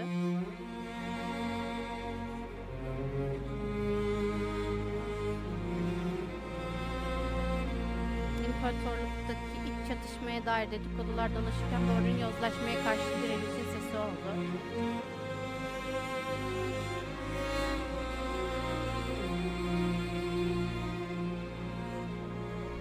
Üstad Meaveris Tilani ile bir olup Twinter'ı parlak günlerine döndürmek ve ıslah etmek için Lucerni adında bir grup kurdu. Çoğunluğa göre boşa kürek çekiyorlar.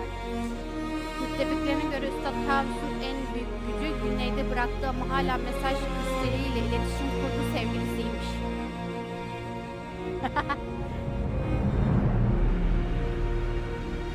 İnkvizitörü Amatus'una yardım etmek için sızdığı Twinter'ın kalbinde Minatus'ta nadiren gördüğünü iddia edenler oldu.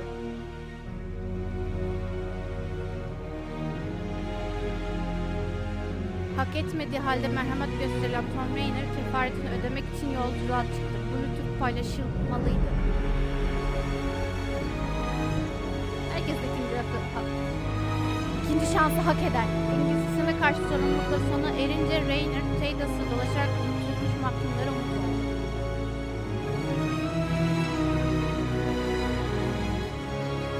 Ama ikinci şansını kötü kullanacak adama da şans vermezsin yani.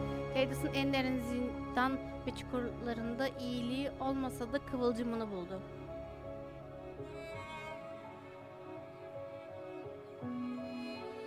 Rainer inancını kaybedenlere inancıyla el uzattı ve daha iyi bireyler olmalarına yardım etti.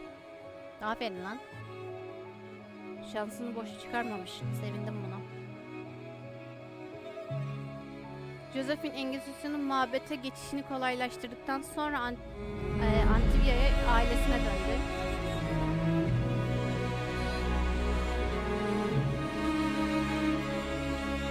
Kısa süre sonra Josephine adına Inquisition neferleri tarafından suikastçıları öldürülen Sükunet evinden bir neferle karşılaştı.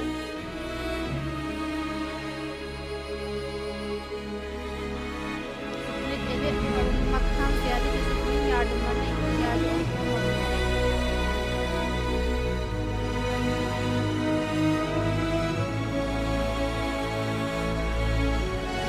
Onlara çabucak ikna etmek için suikastçilere ihtiyacı olmadı. Bunun yerine onları Montpellier'in yeni ticaret gemilerine muhafız yaptı.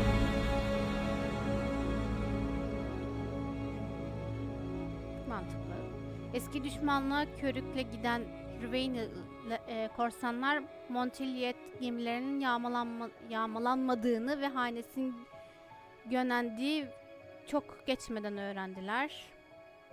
Cole yeni bir yaşam ve insan olmanın Bir yolunu bulmak için Merlin ile yola koyuldu. Adını yanlış okuyabilirim.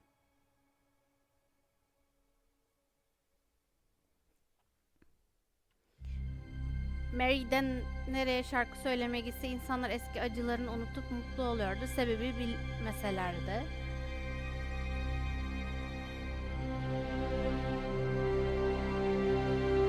Kış Sarayı'ndaki olaylardan sonra Engizisyon'daki elfler ve tüm Teydas'taki elf hizmetkarlar gizemli bir biçimde ortadan kayboldu. Nereye gittiklerini kimse bilmiyordu ancak İngilizler Feneral'la ilgili anlattıklarına inananlar İngiliz ordunun ordusunun büyüklüğünü ve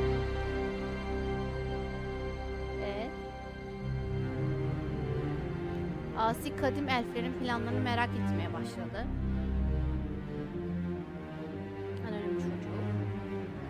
Aslında saldırmak istedim de yine de öğrenmek hakkımdı yani. Durduk yere bir insana saldırılmaz. Ama pislik olduğunu biliyorum yani. Kandırır her türlü. Öyle bir insan.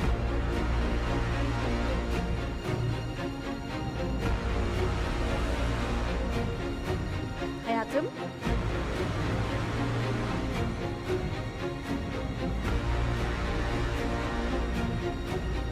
My agents have found nothing. With the Illuvians, he could be anywhere. Maintaining the Inquisition, even as a peacekeeping force, leaves us vulnerable to agents of the Dread Wolf. But also gives us the strength to respond. We will need to be careful.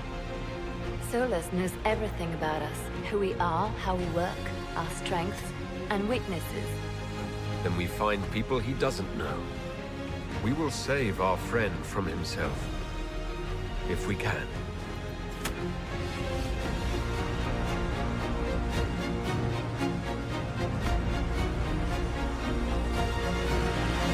Yoksa öldüreceğiz.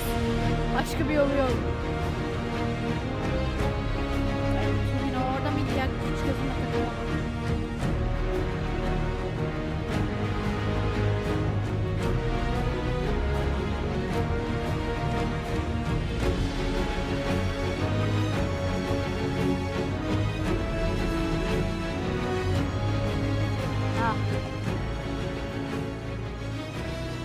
Burası çok güzel. Bunu okumak istiyorum. Dragon Age, Inquisition oynayıp bizimle gülen, ağlayan, sosyal medyada bize ulaşan, resimler ve karikatürler çizen, kostümler giyip şakalar yapan sizlere teşekkür ederiz. Dragon Age Inquisition oyununu sevgimizi katarak yaptık. Siz olmasanız bu asla mümkün olmazdı. Desteğiniz ve tutkunuz gerçekten kalplerimize dokundu. Umuyoruz ki bu oyun, Allah kahretmesin daha okusaydım. Kapattınız hemen. Ben kapatmadım. Ve oyun bitti.